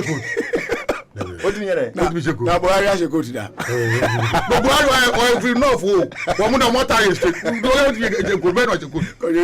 Oh, Frank, Kaben was a good to know what being a president of my BMR. Don't forget it. Young Queen, what I say. Every question said, Nancy, please. Allow Kojo to flow because he came with his own topics for discussion. Thank you. What am I say? Eti ene alanche matepani obi awaka. Me alan boy na me. mene nanante me na bibia ba sa lan be sa be wu ni ama NPP fo bi sa di sebia mu sebia nyaado mu asem Ghana yi mu de he moye nyina ne entrance bench wa enka ho and se 2024 de mo contest ya contest o de beba bio na ndisi fo na mo tena afie mu asa nya atwom course no eso obi a hye boot ne because ye bet na na ka be say months ko campaign afa ne be Akufo-Addo mo start now and this for facing now na wonim ekuo bi a mo be ya ma na kodu end na se nipa ngum amfim no boda nye ko papa wani place of so bi ope obi be film wotima se NPP 40 minutes an ye din we baje power and this for o yom say de nyaminti nyankopon so bodo aboa ne ho election wait sa man ko fa wi election the election ko free ba wo tachi me ko tra MP ne die ya kai ba mako we win 4 times fee for so we no magiko o ya kan po bebre sample ide mpo biem mo trans say hwan akwa na owini won say Akufo-Addo man deputy minister by force on okro no judges here now mo so wo pay ya to mo na ko do 36000 won betra ho won dem be judge case no e be ka be 2 months amaye bua ya to aba won be judge azeka mo ne Rebecca Arote aye was we so ogon aye was we so ogon ya cheke ego sa Rebecca wo mo change aba no jowu school mo no mo 10 years for no judges some ya corner break 2 cents ka 2 months and no judge case azeka mo na win election no enti entua ne niam nyina ma sata ma me no di parliament bibia wi wotima se sa na we mu di nyina ndc di nyina sa na be sa nkofo mpe ayi kakaka ya ye nka ma ko mo se contempt no mo frɛ wi die mo mu di mpo ne do maka sa nkofo yi wo no mo yesa enti se wo party alternative enne jo mama no the whole word nim so na so win election obi anim so papa ne hojo papa ne nim nyansa hwɛ ne NPP fo ade we santa interchange ya ye bia no ye 100 se ba bia no ai ne wan pokwasi de no anu ne ye advert Akufo-Addo by sebia mu sebia kevia pimpo unsi bi MP before the advert wo opposition bo na NDC tellers na mpama de papa mpo show wo be di president atare mpo mo pampo nya papa wonya hwe ye vi tellers mpo wo mo nya atare papa nche wonya hwe obi dia wo ye enu na ne wo de ye advert o se ba bia no etimu prepare for that NDC for the fine una ateso abambo the continuity wo ba no atos no bi so ababeto aso wotima ba NDC for ma biase nyina hu sade ne ye Akufo-Addo be bia de next week omumia this week pamuni ga go bia no tatem na tere koma mi because of say yes on fact and again na prevent NDC kakra so make ojonse atwa homam amanu say yes seasons na ditwa wotima say omu make sure say Akufo-Addo no teso masa on fa microphone ni agro on fa ne ma ni agro and say wo hu say me ko ehun hia etikwa bia me fa so metima say Ghana ne ma na ma fa bi ko me fie no pa no wo dwun winua etisi ekeka ko bai na djura na nipa wu ne se ya de se no se me hwe ba bia me yampo ni sa police for na wo mutimi ni sa wo ne nsuo ka no ekwa cemetery ho no yeah unim se danka ekromu fo na otu na se nkom tutu obo ta ka nim adianti nipa wu empanifo ne o makasa ya fa mu de adu asieye buache ye kwakosie nipa kama wuti ase ne de areho de abafie mu se de nsuo ka no atwo nipa ho no buache ye kwa ne sen o ma bu ani atimu yi sa o ma we your president o ma na say o vice o and your chief of staff o ma na ministers o Ghana man ye Akufo-Addo ne manfo eti say ono no de si wo ye Ghana money abro opposition for ni abre so be dem na no opposition for no wo mu ya no mu ye mo wadodo NDC o me ni grasifo John Mahama de me won the going to hold join NDC after the election me fit obeti party so John Mahama te party ko nya nipa no be 99% NDC for no me papa na ka kai krobo nko for no mu gina nche party or opposition am ye we say since ye we NDC om ye demonstration da wo NDC etima transfers after dem say enough is enough demonstration say dey and dey nti yankumo bi ankom ye demonstration after no mo beko na me kwa yin that demonstration dey ahomboa demonstration and na me say NDC for ye om ye etima me NDC there's no organizer and there's no organizers is that time money ye opposition no Sami Okuda bia me two chairman me kasa me bondia na sorry no organizer apart from Lokomi and Babeto no champion the champion one of the team no akwada hospital so yare the team na ye djuma ya so woni mo hwe one the on strategy the video say Lokomi one of the set ye bibia kama ye ko perform ya ba no be dika akwada hospital ni e dinse hunu no as if you organize the office or say mempo mi yare be the hospital what you say satam ni e dwane ko bia no on the strategy na no thing what say hunu ni e man grofo if you are no so na Sami buy Sami performance so pep Sami Okuada de otimi so woni munyam woni mkasa woni pa hodo satam NDC mpanimfo bi ne mo ne companies ana NDC ba so no ho akyechi akire mo nyina no dombodu ko mo Sami Oku e ko mo ko gidiska e de ba ye be ko na ho de se be ko me chere organizer so mo guo NDC organizer mo mu adura ho What you say? Obeko Gigi company, Mamicha, and a base capital papa. Who's what one completed building? Wow. So this guy a crack a bank. I'm a papa and animal for a UT. I'm Abemo. So I'm going to use this kind of you, but they say I'm unfamous. Two organizers with companies and this buy NPP buy a mochomono. We just approach you. One best OCC. We better demonstration every 2 weeks. South America half a time. Yeah, fact me a party, yes, winning. I watch half a year because you be man, 500. What you say? Yeah, near leaders. That be a organizing my leaders in yes, Kadi Kofi, and there be a demonstration. And this is a quarter opposition, no demonstration. Be a come now in the army, only press conference back. It's your demonstration, you know. Press conference back. It's your demonstration, you know. Demonstration, it's kind of auto appeal, the highest alcohol way, auto gallon bear 5. Other rice or no, I'm not going to shut the first round. What you say? Well, MPP demonstration. One of the crook across.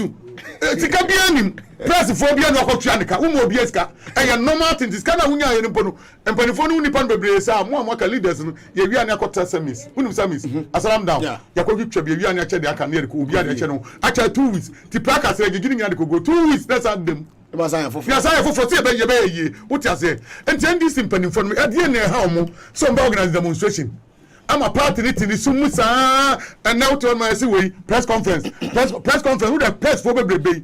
100, 50, baby, who the 12 pion and go for demonstration. A broken Kwama, the whole world, Babashaya. So, there's a press conference. I see an phone tea. Yeah, BBC phone tea, and 1 Yamu, but demonstration, the open pill. And now, as a Timmy Kotoka, 2000, taxi SSAB. Will be the baby granny penum na mo abono na mo di jatum so simple e mu ni pani bia so my viase nyina fa mo bu obi na mo change the taxi those things just create what I say my viase ultimate create yeah abi go fie ya ma tu ko fo so mo create ya ma nyina mo epen oh na say ya anya ke ba power ya ni amra anya sa ni wan ke ba power you do those things and so bit about power next what if you say na so akota condition na ba press conference Land Cruiser be 10 network so Uhuti unie and this opposition ye ne campaign for ni ko ba bia ko pake bia kufa do fie ho anaba mu na pake cars na bi ma join bi mu kan ketenkete no mo de ko ba bi wutu something ko fa hu chi wo mo sa ni ko opposition no opposition na do pake car 30 minutes na air conditions so me mo di but mo ye woni ko for so me bo me kan mo asem ko we mame we you mame na ni ba be wi am ko djura na me ko djura ye wuti ase adjura ne dia me no so mo wu ne dia emi na onya nu temba ha media na ne joma ama na wo yire ne hutimi ko honom kokko tia wo wa ya ade akokko checha mu we ya onenam hospital and one the perfect what you say onyire ne hu no checha mu joma ai na pepe for no godura mu wo mu ni nua bia 1 pp wo mu ni muslim bia 1 pp wo muslim ba ko wo mu na ba o international muslim on tra bo anwuma so ono tra ko nwam what ma say o tra ko nwa so on tra bo anwuma so ba o mianya do be ba ona ba o cha o mu president o statement an wo ye ma mo no omuni hwe na omu se NPP ni izongo foni so omu mo twaka en community ministry ba ko penke ntwam izongo ministry no izongo ministry twam atogu ministry ade to wa even NDC fo po ba so e best e better say ya dwiri pepe fo watima tata ministry akufo do tase zanko fo mo adwene omu disabu ni pa ma twam e me mane mabiem sanko fo we na mutu abama omu mutuma omu saa ne omu chemu afi no fo a ebedu Ashanti region no sanko fo we moto abama omu awie na se no na omu akoko gina wo wakwa na no oshutu no omu ye lucky no me say e kam you pe ke ka do angombe hu bullets na no so do we target one kill some na omu and this for reduce and a bullet this so dey we nyam you me ensa and on go hospital and people for no to so and this for no mo number be short but as number no short adriano hono you say MPP for what say guy omoku no MPP ni dia nya ye kuma MPP ni ba ko ne kuma this for say okay two need more established Muhammad for now some people for two this for configure Muhammad na we about me MPP ni na ba me office ni ya no so ade so jiade o me kan na mo ate ba me ade no so ade so jiade ya amfana amasa ho mra mebo bi ya nim say ne papa mumu ni maomia ne maame agya omu ni NDC ne maame ya NDC mo organizer ne papa ye NDC ni ye ni momu nyina ya ko fa ne say ne so be yie pepe for na agbe o say no mo ye 1 ne ya de win bi de win ye won say ebu no wen ko chief of staff office ko say baomia lete e betima twemu abefa ko president wana me say eduana ya bro everybody showed fast what you say one can say what you say so at the end of the sanko for no mudin ko for we ti so mbabo am dia nimia am forget it okay and this for you know Mobika. Because I let you wear for 3 years. I can wear any year where you 3 years. And this one we never come. We are going to be a backup on Chacho. You have a say coffee. No winning your coffee is almost winning. But to Boa, Blue Dano, and coffee winning. You know Mobika this time. Thank you, young comrade. Okay, I was here for Kodia, and I'm telling Kano now of a cake or Denmark was in the end wife birthday. Of a cake or Denmark. Of a cake is and wife birthday. Now, Kojo. Sound Jet Morgan there. Oh, me, Jet Morgan. Jet Morgan said, yeah. Tell the Lions. Yeah. Tell the Lions we welcome them back onto the show. Thank you. Thank you. Could you a message for? Thank you. You're pardon. Jet Morgan. Also on Hemo. Voice note no. Our honum. Number no home. Samson Oku number no. Our voice note 0556550021. Of a keke. Our Denmark was saying NY birthday. Interneno. And ya dear so be kojuma. Nemo no. Na yere atas can say ope jollof rice. What you say? Or say ope jollof rice. Dabena of a cake. No can say or she kitchen. And he all prepare jollof rice. Na what the ama the wife. Now send the wife no of Western Togoland. But do I find the ama of I say the wife no of Western Togoland. Enti enon so I don't know. Now yeah ko ene Mohammed Sani say more fire kojo already odi aba no Buzibet will say more fire Gumbe kojo eboa onon so de no Sani bi say RKB please I like the man onon so de odi ba no who dey do say serious demonstrations happens simultaneously and not diplomatically planned just like what happened in Nigeria. Onon so de what dey abara no Abigail Ajuri message wa Abigail said we make care for actually you know about make care for actually Abigail dey okay Abigail dey na mama Fred hey motomobo then mami mi ade no ha mo because the way amanfo bo wuro mu a messages no era no me ba cho ye fia no mo a ye ko okay nti ye fia no mo a lawyer na adru ne so na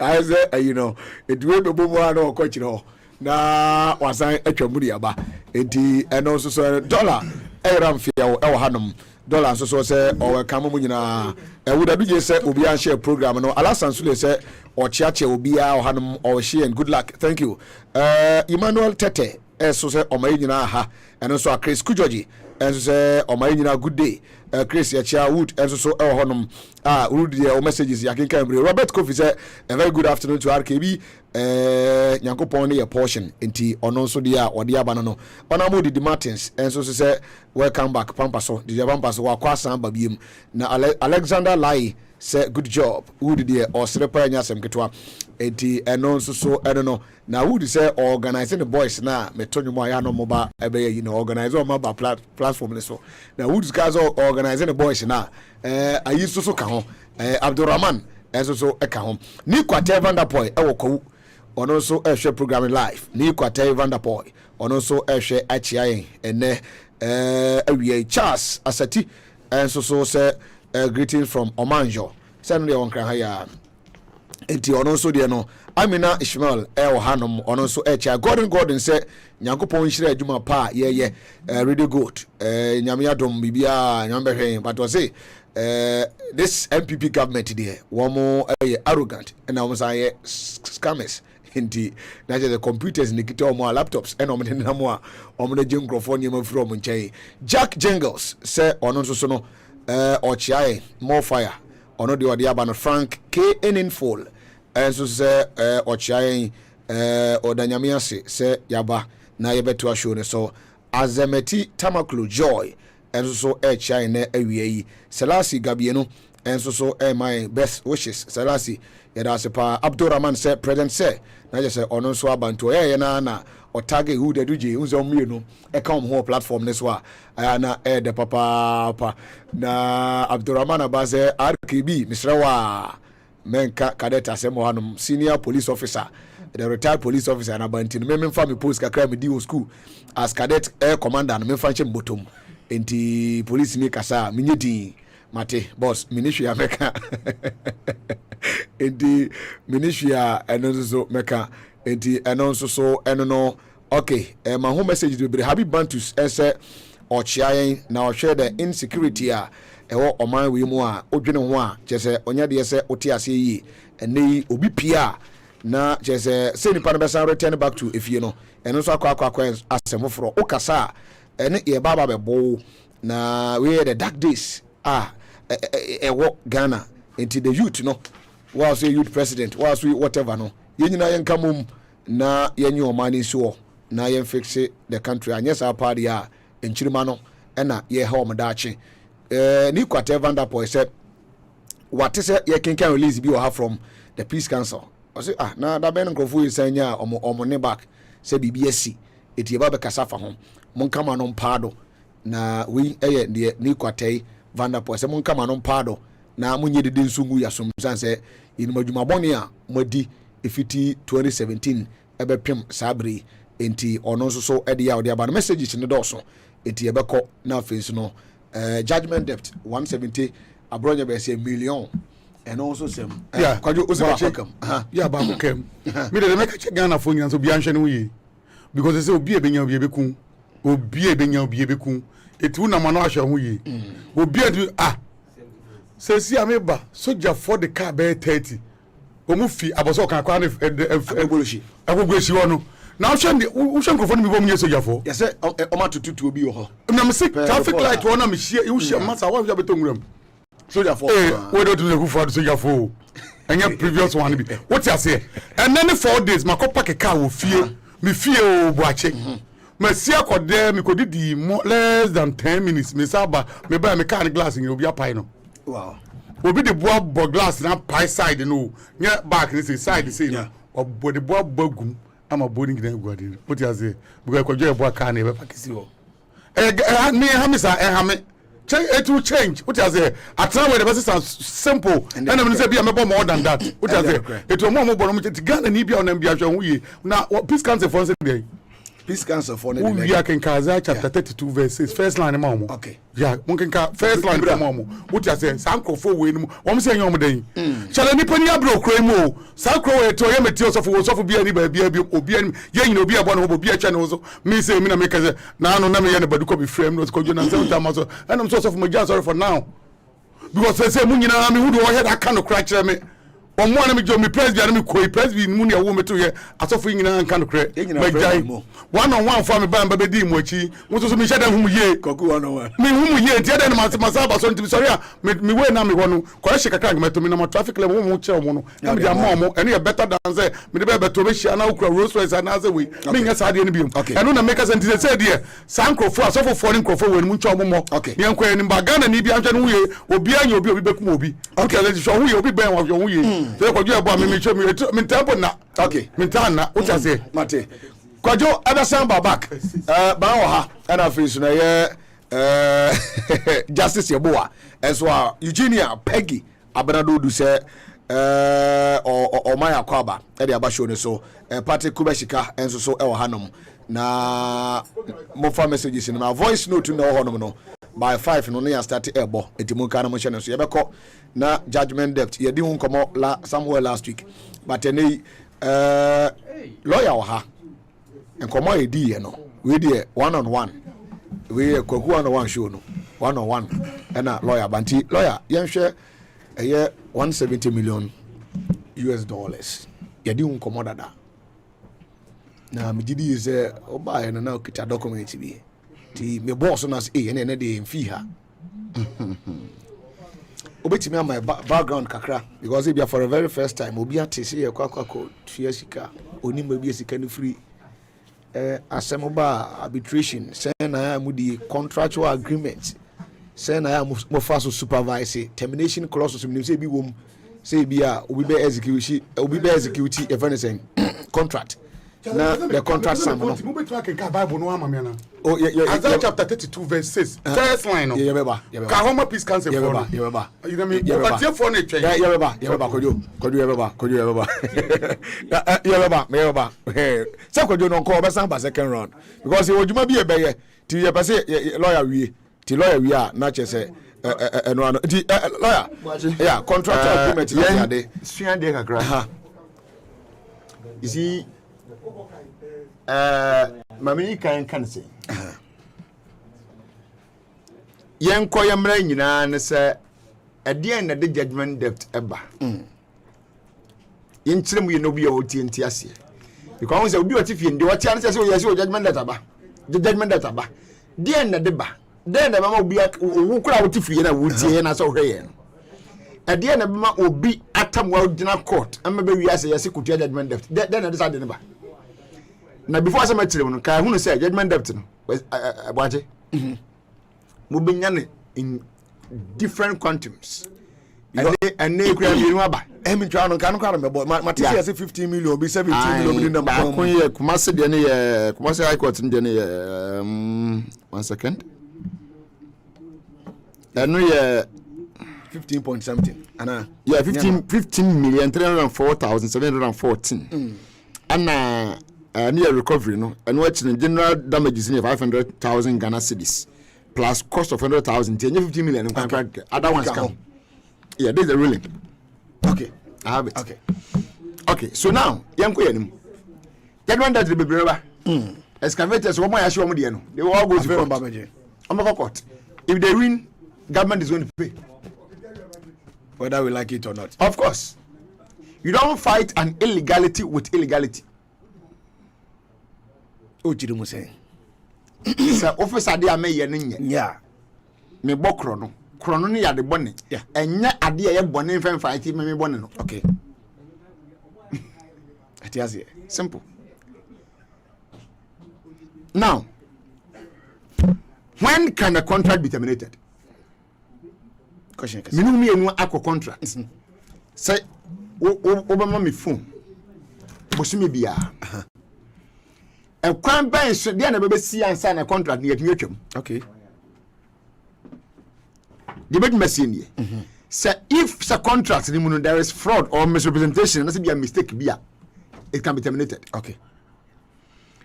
I say if a contract is formed under the circumstances constitute fraud or misrep or mistake, that contract can be terminated. For instance, on PDS, say energy minister say they use fraudulent document to secure the contract. If that was the case, the contract can be terminated.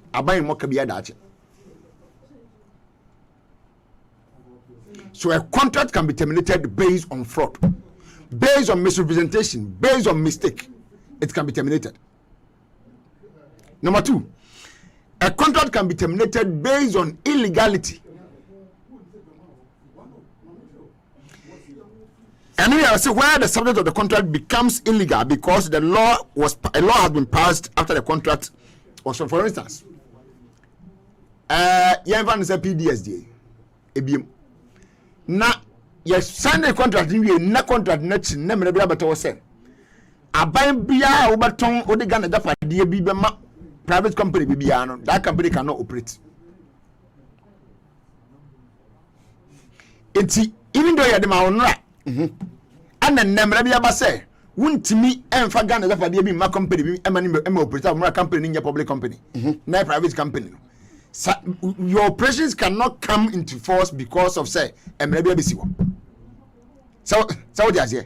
So you can no longer work because of that. And say contract now you're signing and yet mutual money ye. Same be a matchery. Mama me no. Me and say where there is a breach of contract. Breach in the say terms and conditions ni bi wo mu a ya ni so. Timi wi to say under the terms of any contract, parties have an obligation to perform. If one fails to perform the obligation or block the other party from performing the obligation or violate the terms of such contract, it can lead to termination. Agreements in terms in the say, I was saying, "Mama was now see the good now was okay." Se me am san ko ye si akwan no anya sase no amare go there and ye dua sin adan no so a me utimi kasa into contract no watwam woni me nya bi. Okay. That is blocking something from happening. Or ya ma saka abosu me santa me ma sase no afini me fa sase no ma utimi twa contract no. Because my breach term no say 3 months na say me dem afiaba into twam and I say a proud agreement the fifth one no parties now agree or allow a termination under specific circumstances be or see and this specific could exist or else there will be a breach of contract in the man say bia yeah can say that to say contract at some point be there's some contract where you need to have to contract be say contract we last for 1 year so 1 year na so na won twono ma sa won pe bie mu a eto aso okay self renewal okay automatic automatic nti no yen sa renew foforo ne mo sa wo twono bra me de ya yitum twam nti no proud agreement ya say yeah but what the baby bad ya betwam okay now the other enemy ya ka ho asem breach of the terms and say by according to Boacheja was said there was a breach of the terms Nileteni okay Ministry of Energy yes so you say I am a former office there Samum all right so what you imagine all right so now was say okay paragraph 5 we also know that to date GPGC has not reached financial close nor achieved full commercial operation date primarily because some conditions subsequent for achievement of financial close and full commercial operation dates have not been fulfilled under the agreement, and so the conditions subsequent are to be fulfilled 30 days after effective date. It reasons in about one a year what a sign ya no so let and the coy no reason about site the bin no na and maybe one so fulfill but onya ye yeah you 30 days one yet okay to cite reasons ten na yenko yemra watch it and yes or tron krata call a contract no watcham na ucha contract mu a enema miensa na timisi tenie baako edi kan ye monetary damages or compensation and na to ye no mienu aye restitution. The second point is restitution. Restitution is was a with this also it put the innocent party, that is in this case GPGC, in a position that they were to be in before they enter the contract. The court looks at what the party who breached the contract gained prior to the breach and orders it to be returned to the other party. In the as a Ghana, enya GPGC so mfa so bi before say contract no betwa mu a court no order say mfa so na unya ye no back to sender. Any kind of restitution. Okay. The third point is specific performance and entirety. And here say yes shall say ade say ye ne ye wanya ana yeah wanya it amounts to contempt of court. Okay. But mostly the entirety power ne monetary a year compensatory damage or monetary damage no and na ye dey see and you say ye boka se bitua na kan bo na ye boy ye no ye de no de sere wo ho ne say this EPA ye ba ye mate attorney general say or ka say contract ni kwa na ye sign na mu no kra na ye bo ne say sign say contract no wow all right. He's a lawyer. Or can say if you say yeah, arguments, we don't always argue on the same line. Okay. So it's okay. But now let me tell him something. That me bu baby me o friend for interview no. Me catch that was say. Ye hia nsuo wo fie. Yeah. Ti asem ni yo. Ye wo fie na hia nsuo de adwuma. Ani asem nko se nsuo mra. Bache makope kuku akose nsuo abesi fie. Asumdwem bebi ansi me ko sensu na ban hwe ansi me di so ni so ban so hwe ansi me da besi fie ni so hwe ansi me da ne me hopa na akofa aba ana umma so ni kuku emu to wa papa kuku ni me so nya hwe ego ye se wa papa no nya ebone Nemo me am because it's when buy na kra no. I did come because it's when go be see feel. And no me phone so no. No this so no buy no. Yes. Ono mum. The Attorney General wants us to believe say you're signing a contract mum the emblem no. And not even the one who terminated the contract. But I want him to understand something. He's a lawyer. We learn from ourselves, and I want you to learn something today. The arbitration never came up because of say you sign a contract. Okay. The arbitration did not come up because you sign a contract. Arbitration comes up because it was part of the contract. Every contract be our signing. There's a clause of dispute. Okay. Okay, but who say? So BBC when tamwa there yenye. Mostly what you say o. Mun going to be a mediation or arbitration na say be bibi. Within let's say 3 months. Some more man to me resolve the other party now or no affected, they can take any other legal action. Okay. And the local court, let me tell you for instance, in the UK, Oko court, the first thing every court looks at in a dispute resolution issue as a party is resorted to ADR. If you fail to resort to ADR before coming to the court, your case is going to be thrown out and the parties are going to be penalized. I didn't hear. Okay. The civil procedure rules permits that a court to preoccupy when watch any assem. Yan try say be people be man as a case na my. Yan be person case na yan go court. So yan try alternative be sir.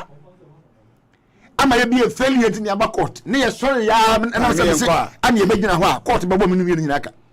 Ani yasinka Ghana de nka manfo sika be san. Go so be a sorry a share mo court. And no if so back one it is very wrong because most of the time the court is a point of litigation. And mostly these are your companies. Now you need to protect your image. It is a local arbitration, mediation is any side. And no we image because a mabon thing. Okay. Moi makosia baby hotel bimu baby na makosia na makosia sati made.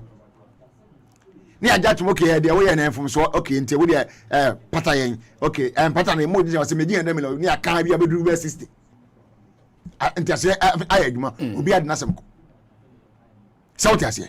That is how we do it. So that is how the rules are in the UK. Now you sign a contract as part of the contract because you can only go to arbitration when it is part of your contract. Okay. So new contract means I want to go arbitration. Okay. So going to arbitration means that it was part of the contract to say some from so be bad maintain wants to be bad either party now affected for arbitration. And you know one arbitration in the first place. Yes, so the party will be affected. It is like affected like okay. They're the same thing. So now let's look at it. This agreement was signed in 2015. A signed agreement, there was a technical team. ECG, VRA, Gridco normally. And as the before ECG and VRA in the say. Per energy ministry in the power sector, there were 3 wings. There were generation, transmission, distribution. VRA in charge of the generation. So what it means is that any independent power producing company be generating power like Asogli plant, Sen Power, and all those car power for that you generate and give it to VRA. Okay. VRA transmit it to Gridco or Toma Gridco. Then Gridco, who is in charge of the transmission lines, and so sells it to ECG. Not the Abraham the consumer. Your channels are our channels. I've worked in the energy ministry for 4 years. Okay. That is how it works. So now, having done all this, what to mean such EPS BR, one for ECG, one for VR reform, you need them because one of the hand there. And they are agencies of the ministry. It's the ministry in charge of policy. Okay. They take it, give it to you, you the agency, work it out, and let's see the way forward. Sanity. It's 2015 now buying who said Dumsanaba. Yeah, here Dumsan problem was nothing but generational issues. Matisem before be kai o yana iskasam wabon.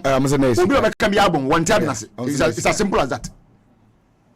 Anybody who says that sika na ban ni bia wabon, be say the person doesn't understand it. You didn't have enough power to even use. Okay? So Abano then have to get people who can produce the power for us. At very good terms. It ye be ensem what if I brai we fa de brai ne hwe de ne de be boa ye ne mfa ne fe kuenum. So this GPGC for do was one of the most favorable one Ghana sakai tinipa the man favorable nie na the capacity charge no e 4 cents. You can 4 cents, 4 cents US dollars, and say you can Ghana 4 pesos. Okay, it was very cheap per kilo. Almost 1 kilowatt hour. Yeah, a kilowatt hour be not time 4 cents. So what I say? Okay, good. Then its duration was the shortest 4 years. No more. Go and check the duration of America. Which has been renewed by this government. Yeah, America 2025. What does it? Because check the duration of Kappa and But when make a simple 4 years, not about idea. After 4 years, of course. And it was the only EPS where government of Ghana did not need to provide any financial guarantee, or else be a letters of credit be annual. They were ready to provide everything for themselves. So it was one of the best ones that we ever had. I'm saying that America was 5 years. Yeah. Thank you. America was 5 years. Now, termination. Then they go see. And this Abana said, "My boss was so they have gone for it." Fufi and Tuata, it started in 2015. 2016, Muamu Yakotoba, Abana Lusuoko. Abana for Fraba. Fufu and Bay and was a boy. If you know they come back, and maybe a CBM. I'm not starting. Now, on the 18th of February, no, 13th of February rather, I'm not trying to sell it away. I'm a good way. 13th February. Yes, 13th February. Okay. 2018. 1 year after they have been in power. Okay. I'm not trying to say. Also, a cabinet approval into a terminated contract way. The number on some. Watch it. The idea was want to say when NDC through the Sacramento was going for this contract, after normally contract agreement, the ministry's lawyers together with attorney general lawyers and the drafting agreement, and I say we are mobile agreement. I shared then the plus and minus in the good and bad. Not attorney general that I see you are only a lawyer to a number 2 info. Michelle, anyway, want to die. Michelle, anyway, okay, into Koso on the man. In the AG, Asham be Biamaye. I saw the parliament. Well, no, you take it to cabinet first. Cabinet will approve amount. After deliberations, then it will come to parliament. Natanie, cabinet, and yet just the 19 ministers in our cabinet. Every other minister or eco cabinet meeting. All the ministries, all ministers. Eco cabinet meeting. By the 19 ministries. As and the TN say, it drew as someone was a to swaba. 19 part of a toba. Okay. Wow, cabinet minister, I want to be. But then just a meeting, want him. As a overcover to a bedroom. Good. Barbara, what him be? Okay. Said the what him fear. See, I can't one more a dear Kuna one in fear at Chairman come. Yeah. Chairman Yakunya and ten come. But all in Yobi. Yeah. So, aha. Sanity. So 19 years the core who make core decisions with the president. Okay. But every other person is there.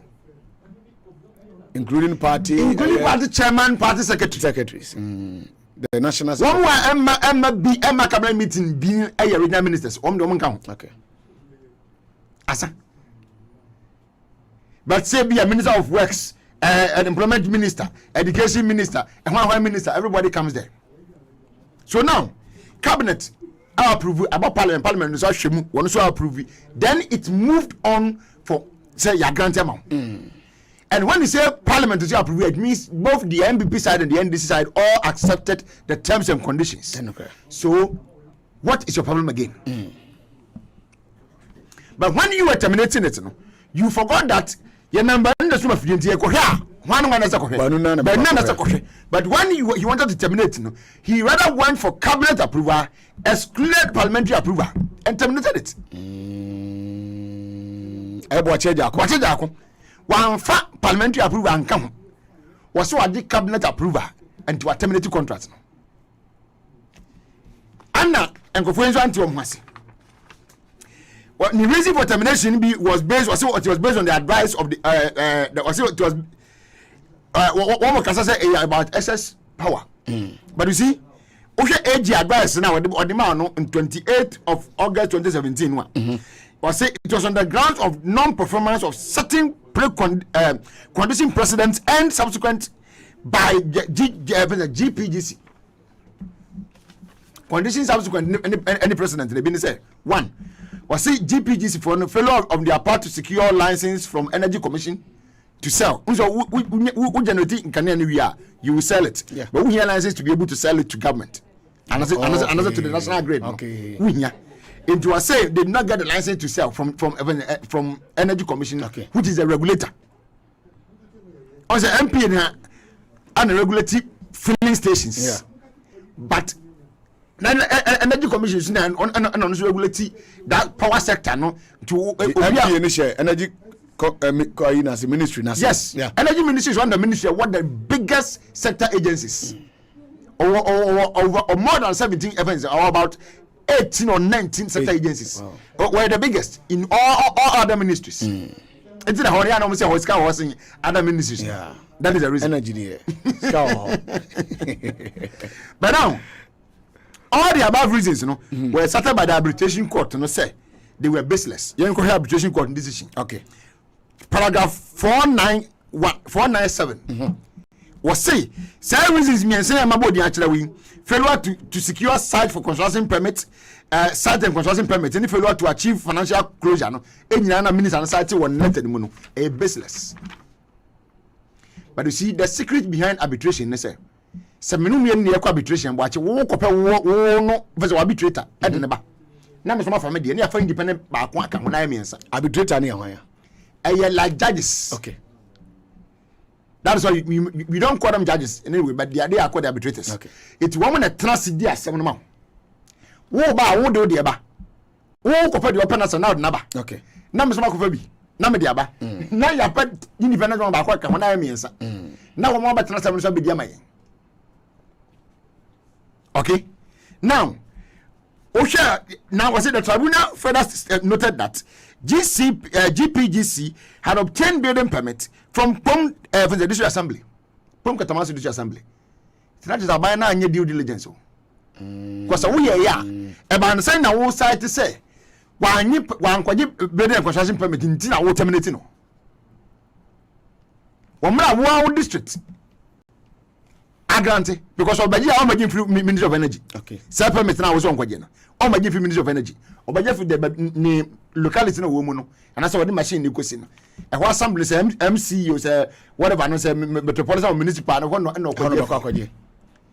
So I would check it from them, you would have known that something of that sort have been granted.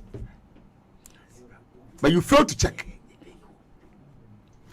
If you move on, I'll say they had also applied for commercial license from Energy Commission, but the commission didn't have the board that will approve the license before the termination. So what I say? Now what the application for license? Anna commission no ehia board. The board will approve it. And come on, do it. Okay, good. Board nini ho. So the thing cannot be approved. So why do you then blame it on him? Who is supposed to form the board? The government. And okay. And one forming board no. So why do you blame me? Don't the say where your actions block the person from performing. That's a termination bar with me. Also, in terms of can tell one first answer Adimu and Casano. So when you be your actions ni be I'm gonna block you anybody from performing his role. Ebino. Was saying So the condition precedent and subsequent, if fulfilled, then it as a result, if not fulfilled, it's as a result of the government action and not GPGC. Did I just say GPGC and performing? Or performance in the abano and many be abandoned from never be I said, you be an essence cabane. Ah, 1 year from a board. Okay, what is all for me? Minocas, there are several institutions that they don't have boards. And I am Minocas. Woman, player now to boot into a year bomb and find you training now. And the Saudi police in the call, yeah, was one man tear gas, and I'm going to if I was saying, Gruna would in them, near Bono. Discussion I call from Pa. Yeah. So that is it. You fail to do certain things, yeah, and then you are blaming somebody for your failure. How does that work? How does that work? What? Now, the shocking thing the home grandpa said, after the abrogation of the contract, the government, the company, or Abayano, after the company, they say they want to rescind their decision. I thought Minister of Energy, I will translate I will do your contract anymore. Unma do here. Shall let be at the man on back catcher. Let away if the office of the Attorney General. Till you. It is dated 11th of June 2018. That's your content in it. Mr. Boache Yako, the Honorable Minister for Energy, Ministry of Energy, Accra, dear colleague, RE, that is in the matter of. Say RE, in the matter of. In the matter of. That's the meaning. RE, no. Wow. That's the meaning. In the matter of emergency power agreement between Government of Ghana and GPGC Limited. Reference is made to your letter, Tenio, numbered ZA53/243/01, dated 12th of April 2018. That is on the 12th of April. Also, on the terminated contract, February 2018. Yeah. Then on the 12th of April, or charge letter become Attorney General. Now, the letter not come Attorney General. Was saying your letter requesting the advice of the Attorney General on the ministry's decision to negotiate for the deferment and better terms of the above mentioned energy power agreement EPA. Sorry, emergency power agreement EPA. We are of the opinion that this agreement has been abrogated and cannot be negotiated for improved terms as it's no longer in existence. The parties may, however, negotiate another agreement which must be submitted to cabinet for approval. You may revert to us if you require any further clarification. Into what your contract in February 2018. Then April, no action letter come Attorney General say contract na me twa mun na February no me pese ka me san ko renegotiation bi efa contract no na sabi ta fra che nifa wo mu asie no utumi sa ko tuni fun ba se menya no wache nipa no wawu yesie no February mu na yesie no yesie no na April wa twa come on here okrom se na nai wadaroma me de na me sie no pese me san ko tuni ba na me hese obenyane a asemo ye kana asase benso. Does it make sense? So my own good mother Gloria Kufu was say Maza Jansen win our can. I have Gloria Kufu. Of course, this letter was signed by her. Gloria Kufu, Gloria Kufu, Miss Attorney General and Minister of Justice. On the signed letter. Was Jansen win our can? I don't know what Tonight no crown say does it make sense? Watch it. You terminated the contract in February, didn't you? Then in April you write to the Attorney General seeking for her advice to negotiate again. How can you negotiate for something that you are doing? Because no one is a problem baba. E can baba. Njafe na osuro. Ejeni asama ye futu eni hu say ye bia ye san kwete bu no se wutimi ye bi mo nti say do mo so say dia san ko cabinet na ko ye new agreement na ko ye new approval eno so timi ngoye ejeni na ye nyemu eno de kan ye ko boye no ana ngofo ma asem so ni arbitration ti eno aka amfa de ana ese de ye ngotwe manso ana epija akotena ho ya no kotena ho a ya ro hokra na say Government having been given 28 days. Yes, 28 days. Say, challenge the decision of the tribunal. So, challenge it. They almost have external solicitors. Because almost delay kakra. And I'm 3 days to the last of time. And now one prayer. And the demand one prayer acquire stance in the they were granted 8 days to file any necessary processes. But the solicitors backed off the case. You I don't hear. Now what? That's one about Yancy man coming and go anyway. Teenagers a grace period and come their mind for and so she go. And so she could them and a solicitors and back it off. And yes, I cover new solicitors. I am from Volterra Theatre. New law from yes, I cover almost mid my. Some say sent to Yamaka and UK lawyers. Hey, you had money, Joe. I am front. What was any Akokra? Omanisi cash. Now we are the audience for Nagro. Omanisi cash. What was any Ako? So all these monies and all the services have been paid. But excuse me, being saying, government of Ghana could not go to represent that. Attorney General say, Sabra Munu na COVID aba, and then they now go for the bit to me, now being a COVID into 1 month in Yanko name. Yati. Second excuse is your man Jan Conson say, Godfrey Damese. Now ye money di, and also no may Attorney General no need the authority to go. Bra. Senior. Where dear, because if the kind, Adabraka. Where dear, Adabraka. Adabraka. Watch it. What kind of Ghana and Cote d'Ivoire some on our oil land? Yeah. Sabra name is a buying a few kunas. Yeah. Our then Attorney General, Madame Areta Brew, did not back off the case because when Attorney General, she continued to defend Ghana. Handled the case till Gloria Kufu became Attorney General, went to the arbitration point with Gloria Kufu. Eko supporting money nyina ko gina asem magana di nkunim. Yeah. Me bisa question bibi. Na say ya de Kufu ade ko gina court. Say na go for dame court. No court. Soldier for any police food in achi. Na hu so no obeta na go Supreme Court to return bag man for hu say mba say bebre. Good. Ama the bodyguard we so je no ko vet kwa busa ne ho say wonno muntaka na busa the question. Do you have a military bodyguard or not? He couldn't answer the question anyway. Yeah. You couldn't answer the question. So the bodyguard has when the next day you are even then a deputy minister. Why would they be changing your bodyguards for you?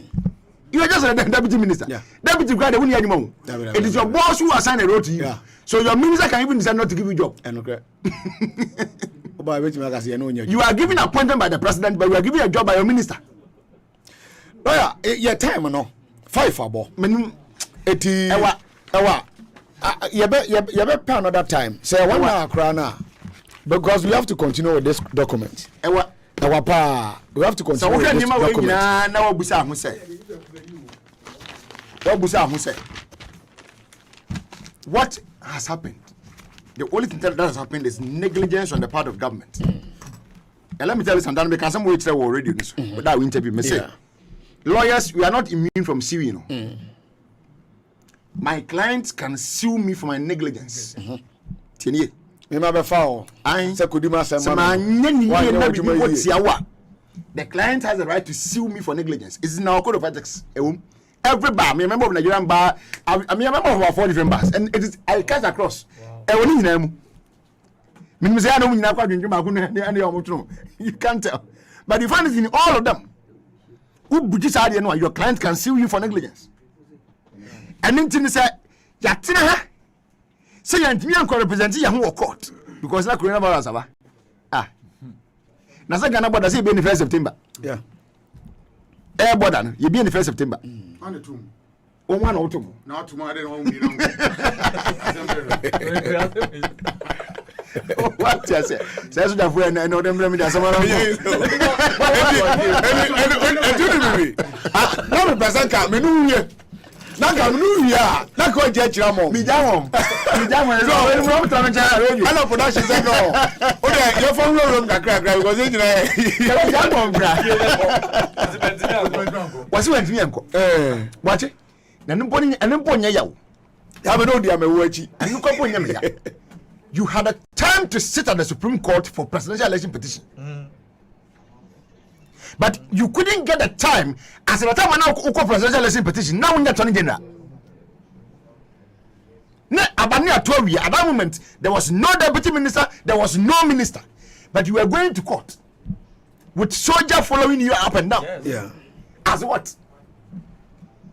How do you call it? I'm asking you. It's a question.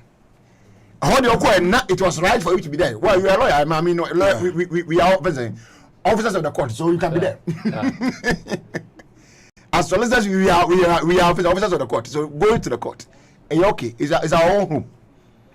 But say what me why? Watch it. Dear ni sequence and Kababa Bajina Chin so or Baby and a gun that could walk at you.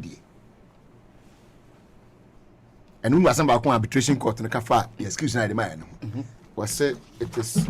I mean, I can go to Broccoli, President Macan. My lawyer, all shall quote you.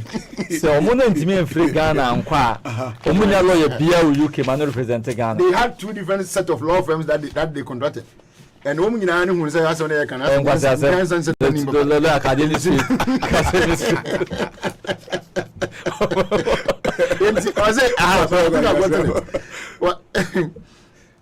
I say, I'm dressing court and I say, the tribunal noted that the rule on June 8 noted that our excuses were unreasonable and intrinsically weak. Excuse me, was it now the reasons or the problem was when your lawyer when I'm not making you can bring your court from the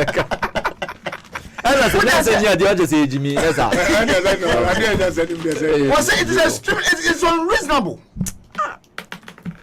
And I agree with that tribunal or the panel simply because Mama, two examples were Mr. Ghana issues against Cote d'Ivoire. Our former attorney general not the position in one.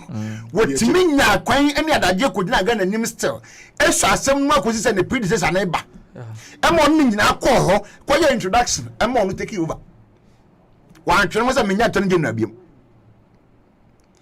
That's all very opposition parties. I'm on penny or Takunan, one test Zaban were winning to a Nakudina court. Let me penny to me in just address a Quatnacoto. One Nasma. Legative now can one. Nasana can one, when you're addiction, Simons and Mamma Penny. Na the here Ghana and then there was said now we moved as Attorney General. Yeah. It went to Uncle Boy. When if I say, so okay, Kafura, on Camario. Na die move at the home pine independent. And I'll come on. The way why do you say be a mere mutual now, Yammy? And the Canabaya you call me. But let me tell you, with this government, judgment depth, send the two Asaba. What's of young gas pipeline about country trim? Mining for quite a back by October. And back with the whole from MP before women organize and some kind of no John no when you're only Abu Samuel and so for me there's a committee be we should let say so I'm kids in same and so baba what you have because in here and then we say we parliament I say no some meeting what is mean by news. I will go to laws upon laws and case laws in that day and they justify says acting correct wouldn't be. Tini. Senenra na me bo bansum na ye criminal. And then to what they can some say and then some bonasum na ye criminal. The issue is two. And then me bonasum we. And then some one way. Ke information wo she no mining site. Oko na o to go na akoshe no na emra no sen lawyers never could defend the kit jemfo okay we defense bi na make kire we okay so then the we no ba bedroom case no na akoye say wo san kan no say the court no kan your reasons are unreasonable. Okay, I was here for lawyer Chumberima and I'm think lawyer bedase you be time one on one. Na document in San Fabra. We document we say nye Kwakuba akodi ni bi. Kwakuba akodi na mze nkora no treasures we are. Na ne aka no ma sesa dia man. Na ordinam. And the lawyer you better say awia numere mu yin. Because you see 5 for boy ko bonus here. sɛ agya onua no mo nketewa yɛfrɛ wo no home base for so tweme nti ɛsɛ mo kyerɛ wow nti me jama for the first class ama mo tra so o me no why dem nse nyem eti but o kwa no o hia fire service for no car de bia so mo esta na wa tira na bia betimi asi mo say me before so mo hia hwe na acid we MP omo ye convicted type. But voice note no way. Ebajo mo fa voice note no but kojo yeah topics na aka no yentimi nkom David akaba 20 minutes. Me am more topics that. Yeah, because when they are for class wa ya na all topics because the whole year my that one can suffer the bra. Yes. But atiefo adwuma ye ayamo na maso ye mo ebesi sabri na ade ya ne se obefro bi so mra program na nipa no ebia no opepa a opeso de ba but abrabon ne yebo to na bi a o hwe 100 Ghana bi e da ba bi a o de bi chop money na o ko program na ko me kominko o ko no in and out 100 e be ko o disike nsu ko a efie nsu be de ezo jai ene no ya pesa tie for no we dey appeal kese ye dey tumanum ye dey tumanim say ye nua no mo be ba mbeko at least fu obi dey see the mom and we are motimi aso ye mu over 2 years ni nyamo anka station no kadwuma nka ajai se na kwadwo kan no ye wo bi a otifie NDC time onya appointment sika gu na account mu and someone ya kan and any debt or 1.9 kodwa kamasem ban kamasem justice kamasem bo acha kamasem but ekwen fa so betra ha no nipa no ni any idea about it and abana beba mu kakra ma me so anka beboa be just 2 minutes bi then na na just 2 minutes a man bo mu aya na ede so ana me boa say on voice anti voice no enti enyo to soprano to bass ko enya de that's man akonya no mame 1 minute per ha okay emde omra anka habe unim bo acha sama wo kan e say in crime de so so sadi at and was a pampas program bia because of first na same won to creme na atiefo ne ahwefo ye mo hwe omo anom program ni sisi tiase etimi de koba ne ade boy security ne no omo koba omo ye adwuma nyina omo anom boa enem nim se sa atiefo ne ahwefo no omo ane na omo sa ahwe so tiase e na omo anom be creme am yakwa enim tiase etidie na omo ye ne tete no memo omo ba mu na memo mo ne ntwam omo hyem kinampo no omo nya ne yie tiase ne program eso timi aba program e ba yetima dai abeto anansesem ne yie tiase sometimes eniema nko ye ofia oba mogu ese odi ka ho e ma program ye dempo ya na ye fi tiase etidie wo kan de e kama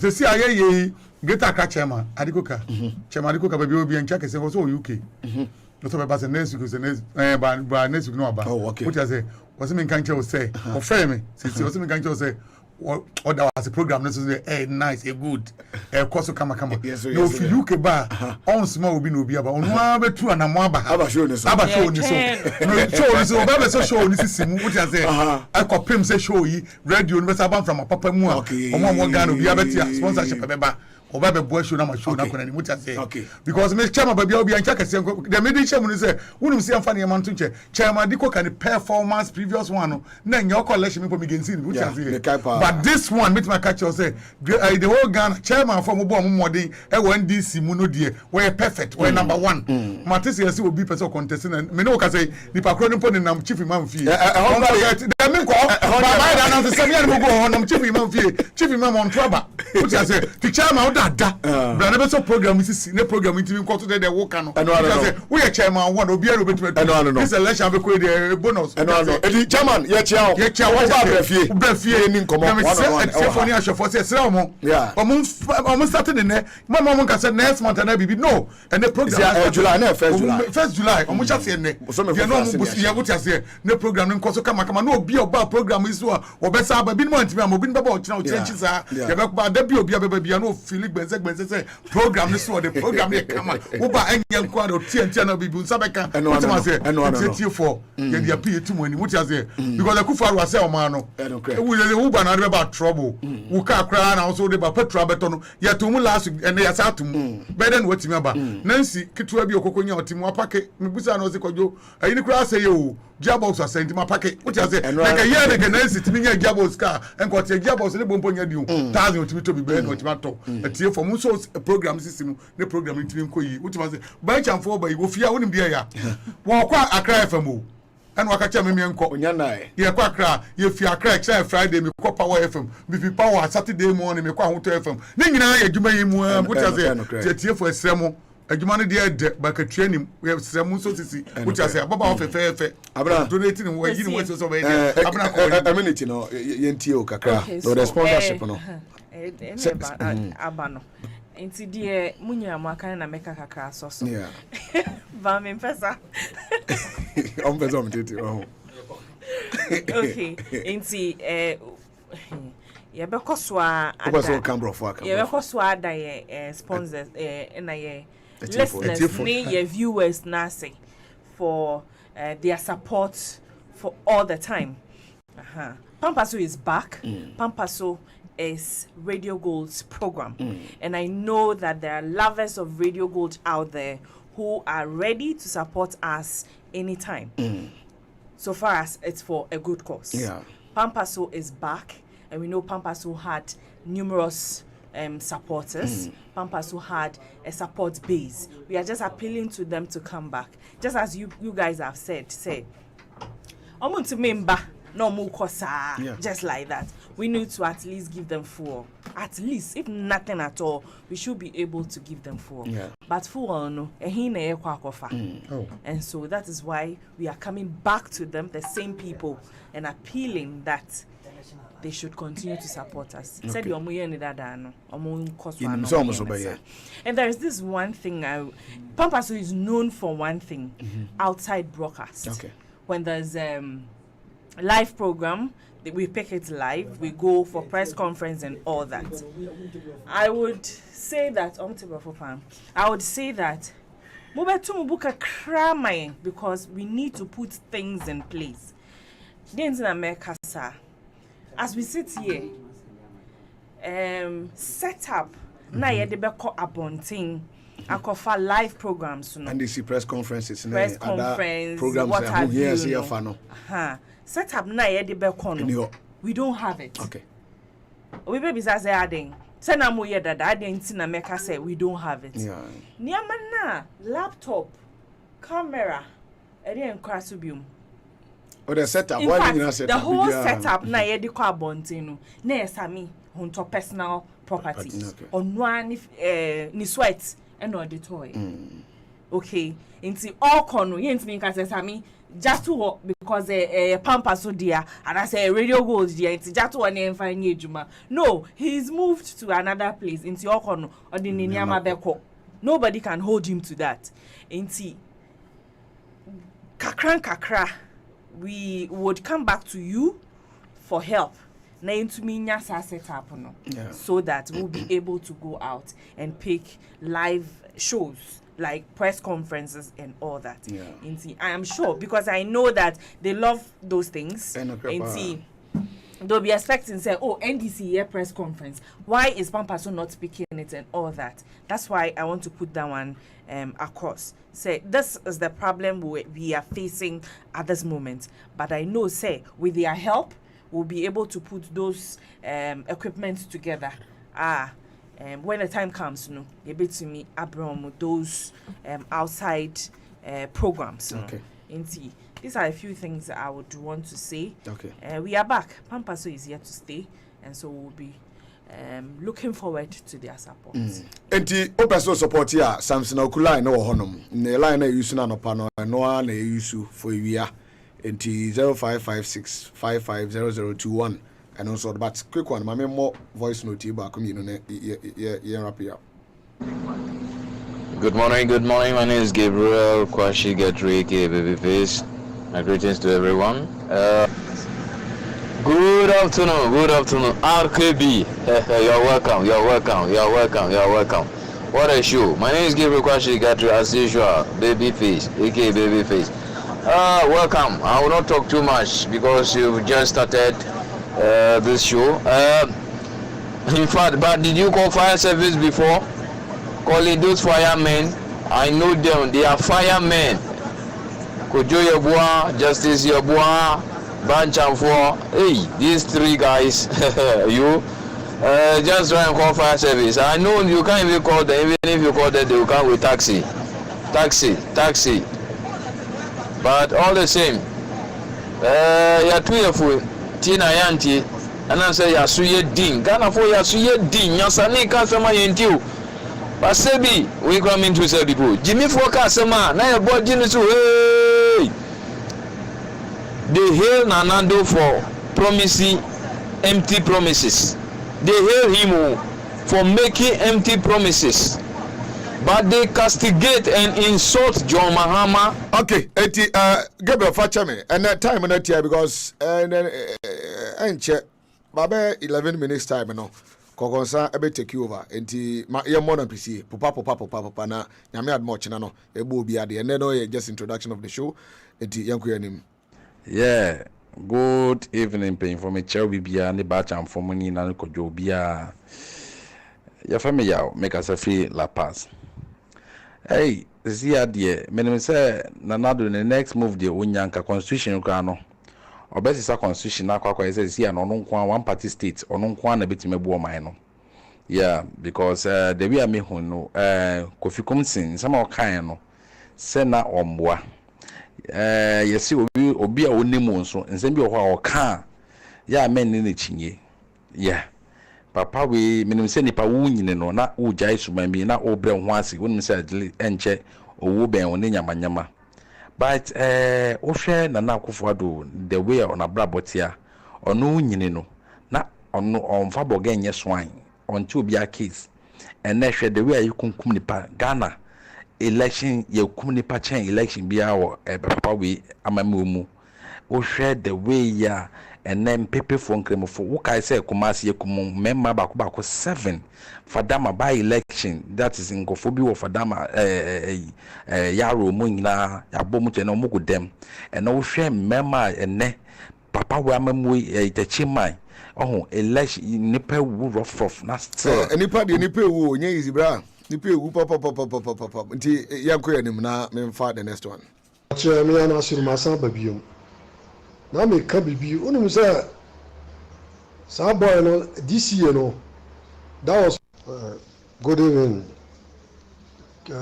ke boachi radio da masini adwuma pa moye me che obodwafo nyina me kasa free Spain Barcelona me din na shiro I'm say before I'm ta fra party on catch the lawyer ni kan ye the kurotrudo mi frejura boys we are kakana wowu no omuna de eye this year no free abrochira omuna man ba Ghana omoye ni MP that was 2012 obutu onabo pangabo now Austria or a hustler oh boy no bibia no wantimi ya because Austria akwa na niam na no woto no e koke dealer na wa hwe koke dealer de na wantimi ye ntini pokum ye so easy mano oh ntini ni pokum ye so easy mano when I'm on 2020 about to cry election, who's our mom kobo?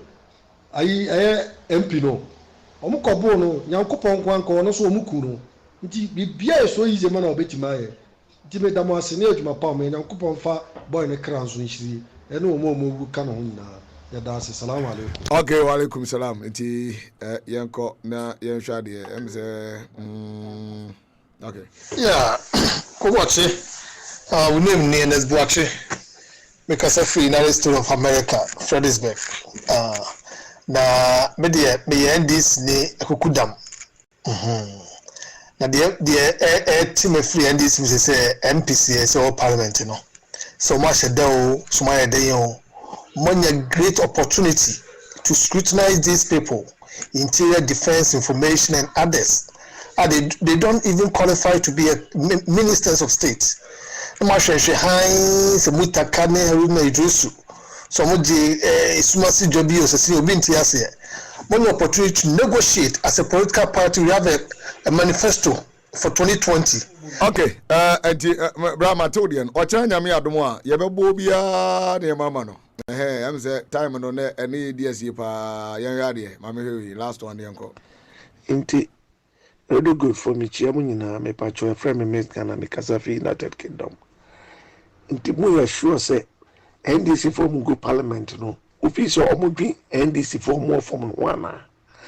Who said I say na me Emma Casabium because me who's me Casakrana Vasubi and so because and Sassan can crofo a more premium coye or Mukokita ministry appointment Piara. Moptimia passi or more pass a casual rainbow.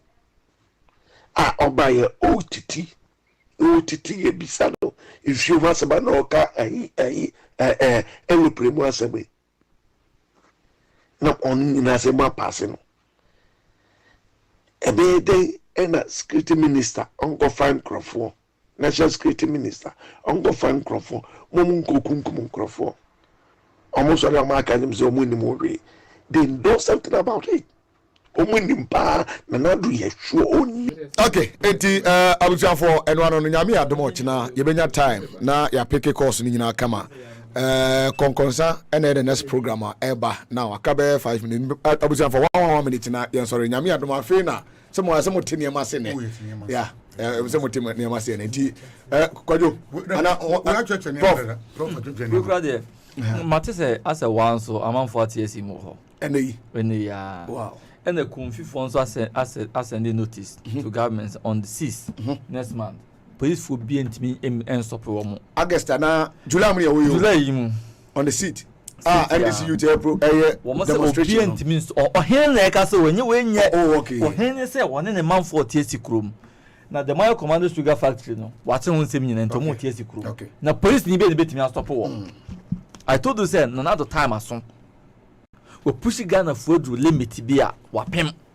And Ghana for more on true colors. You be yachre no. So what man who said boss will be at the 2 yeah. Will be at the end one. In theatre, you be home to mama. Okay, but Justice. Yeah, sorry. That's it. Some bra. Why you fair to me, but I'm fair to myself anyway. However, your door. Your newsletter, party newsletter. This is the first time one editor can see me people show so. Oh, okay. You never gave 30 seconds for it. You see, no NDC newsletter. Every big organization be a newsletter near my course party. No, yeah, the man. Ghana for near bringing newsletter. And only your problem. And only your problem. Ghana for Ghana for near Abreno. Meno ka say obi efre or no bisa or say court cases no akosi say what will be now what the figure go onye figure go me no enya no ye ka make parliamentary parliamentary and no ye party for the sake of time ye party ye we no nya what says about no one betia president onye no be inside any abre however the ye can say no matter what happens party ye be okay na ye nyina na ye be kabom ni aye enti mawie okay but as kojo I mean you me da say what you say we nye paper sem say Ghana for any abre say ye kokko hye dem nye press conference enko say na any abre say dia kan nyina so betre wini power say obabonten na de hye ba e kwa betima face Akufo boot for boot simple what you say what trata dem what you say enema befo ase me send this from pani for say me so betima ye ba be mu fi ba ne de omoye ni mo dada NDC na emre bi atwam no mo twa bonten ni pe bia no send this side pa no mo nya nwuye o dodo na ada so tiase yes na mo so mo mpie emra me face Akufo maye na Ghana for bre yentimi ntrase me ento petrol every day near today me press conference me sra omo fa paper se mo nto nche na Ghana for the hwehwe fi omo me hu so mo pen alternative aka say NDC pe wetin aboa Ghana now okay yes na so mbesa kedem dia na Akufo do sa do bi ba bie mu dia Ghana for boyo dodo na be kwoti boachi de make can say boachi say Ghana ko to say ya kopem 3 years aka woni ma wa nwu a wo yiri be wu wa nwu a unu ya be wu wa sabiga once was for me kakra na nze wo say ya kakra odi bet is kanasa ahu tell besa kom who be kom ti no heroes no nya kakra di etimi nua na fine kakra what you say ya nya dia ni dia ne be ya nim twade ne be e say make it sure say e ne ndis po be 24 hours I demonstration ama Ghana for hu che no abato of abuse so moto ma do mama ni nyina o aka microphone no maka be nya justice am na be boa e fe na aka okay ko me da say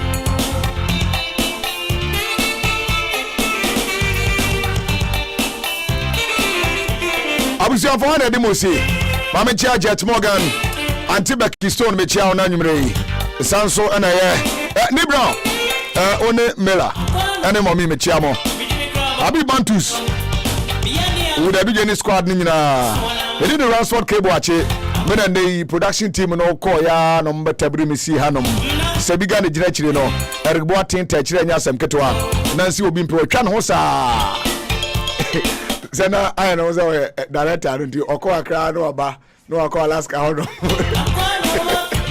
Sena no mozo atachire as a obi sports director and you oko no aba for it one a professional guy Lawyer Martin says so Alaska be